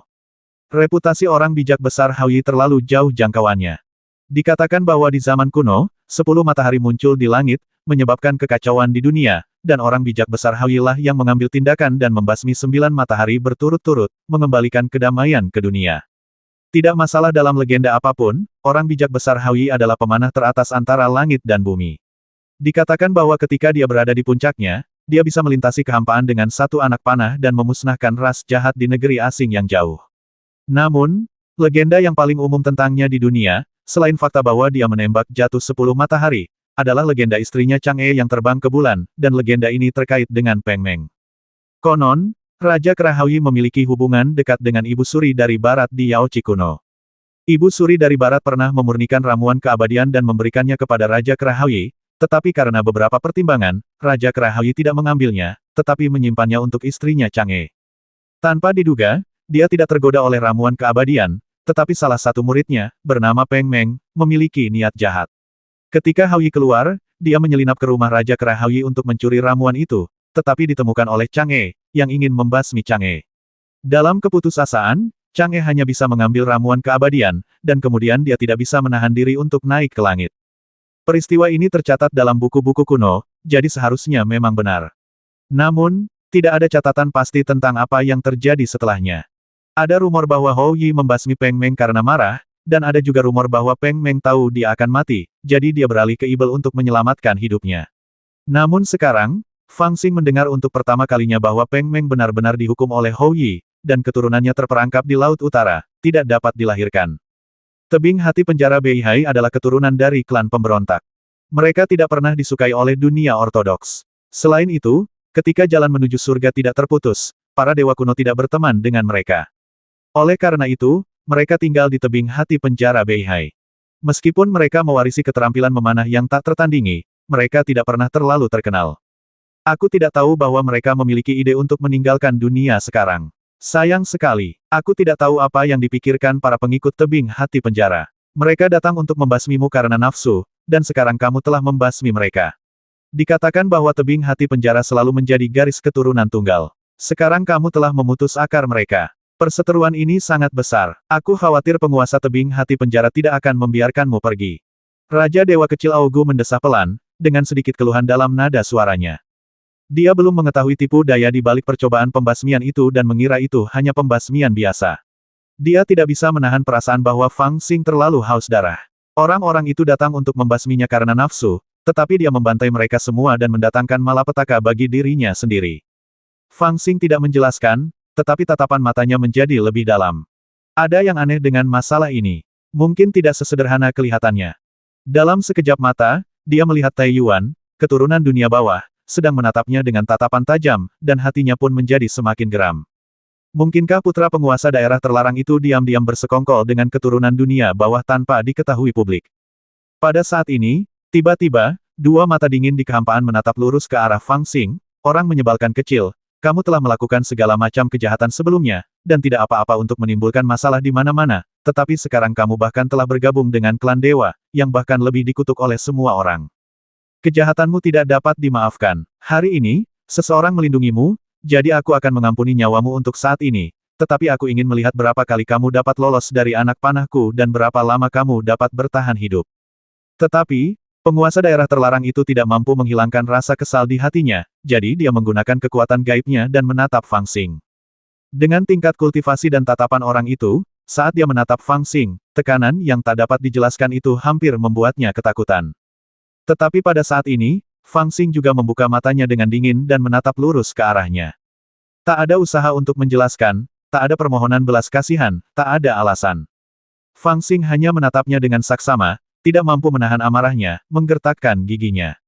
Tiba-tiba, dia berdiri dari tengkoraknya, mengulurkan 3 jari, dan menggoyangkannya perlahan. Suara itu seolah-olah keluar dari sela-sela giginya, dan dia berkata dengan keras, "Orang tua, ingatlah ini, aku tidak peduli apakah kamu adalah keturunan seorang bijak agung atau penguasa daerah terlarang. Aku hanya ingin kamu ingat bahwa kamu telah menembakku 3 anak panah hari ini, dan setiap anak panah dimaksudkan untuk mengambil nyawaku. Jika aku tidak membalas 10 anak panah kepadamu dalam setahun, aku akan menjadi cucumu."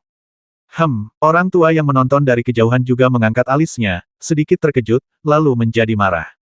Novel terbaru diterbitkan pertama kali di Liu 9 Suba. Dia mengatakan ini karena dia sebenarnya sudah memutuskan untuk mundur dalam hatinya. Teguran dari Raja Dewa 9 Neter membuatnya menyadari sikap keras kepala klan dewa. Dia tahu bahwa akan sulit baginya untuk menembak bocah itu hari ini. Terlebih lagi, dia terlalu jauh dari sini sekarang. Menembakkan 3 anak panah berturut-turut dan melintasi kehampaan sejauh ribuan mil hampir merupakan batasnya. Jika dia menembakkan anak panah keempat, itu mungkin tidak mencapai kekuatan yang mengerikan itu. Dengan Raja Dewa 9 Neter yang menghalanginya, dia hampir tidak memiliki kesempatan. Jadi dia memutuskan untuk mundur dan mencari kesempatan lain. Tetapi dia tidak menyangka bahwa saat ini, Fang Xing bukan saja tidak takut padanya, tetapi malah berani berbicara kasar saat menghadapi amarahnya. "Haha, bagus. Klanku belum lama berdiri, tetapi anak kecil pun berani membentakku. Lupakan saja, kebencian ini sedalam laut dan setinggi langit. Tidak ada gunanya bicara lagi. Aku bersumpah di sini hari ini bahwa siapapun yang berani menghentikanku membalas dendam, anak panah di busurku tidak akan menunjukkan belas kasihan. Jika ada dewa yang menghalangi jalanku, aku akan membasmi dewa itu. Jika ada Buddha yang menghalangi jalanku, aku akan membasmi Buddha itu.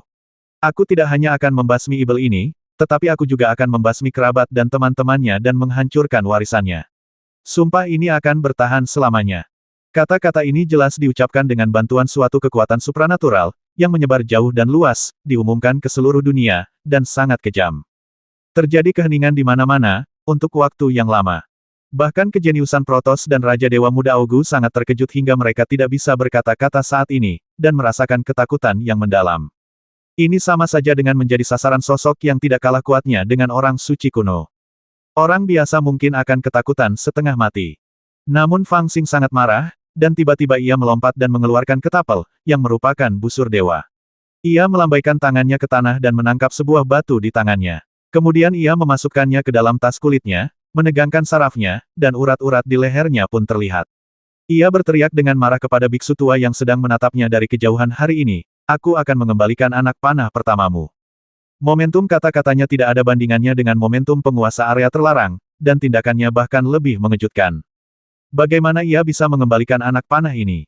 Mungkinkah ketapelnya bisa melesat sejauh ribuan mil? Namun, semua orang di lapangan segera memahami niatnya dan menjadi takut. Fang Xing menembakkan ketapelnya, dan batu itu hancur dan berubah menjadi cahaya ilahi, menyapu ke suatu tempat seperti meteor. Di sana, itu adalah nyala api darah yang dirobek-robek oleh Fang Xing, putra penguasa daerah terlarang. Itu jelas semacam merek, yang digerakkan oleh jiwa yang dizalimi. Itu masih berjuang, menangis dan menjerit dengan keluhan yang besar, terus-menerus mendesak ayahnya untuk membalas dendam. Meskipun itu hanya sebuah merek, pada saat ini, itu tidak diragukan lagi mewakili jejak terakhir putra penguasa daerah terlarang yang tersisa di dunia ini. Namun, ketapel Fang Xing tiba-tiba melesat ke arah nyala api darah. Engah, kemanapun cahaya suci menyapu, api berdarah berkobar di mana-mana, jiwa-jiwa yang terzalimi dalam api menjerit memilukan, dan berubah menjadi abu. Aku akan membasmimu. Awan gelap membumbung tinggi di langit utara. Tindakan Fang Xing membuat penguasa daerah terlarang begitu marah hingga ia menjadi seperti orang gila, mengguncang dunia. Menghadapi awan dan ombak yang bergulung-gulung, Fang Xing tertawa keras. "Orang tua, hanya ada 9 anak panah yang tersisa, ingat ini." 1100.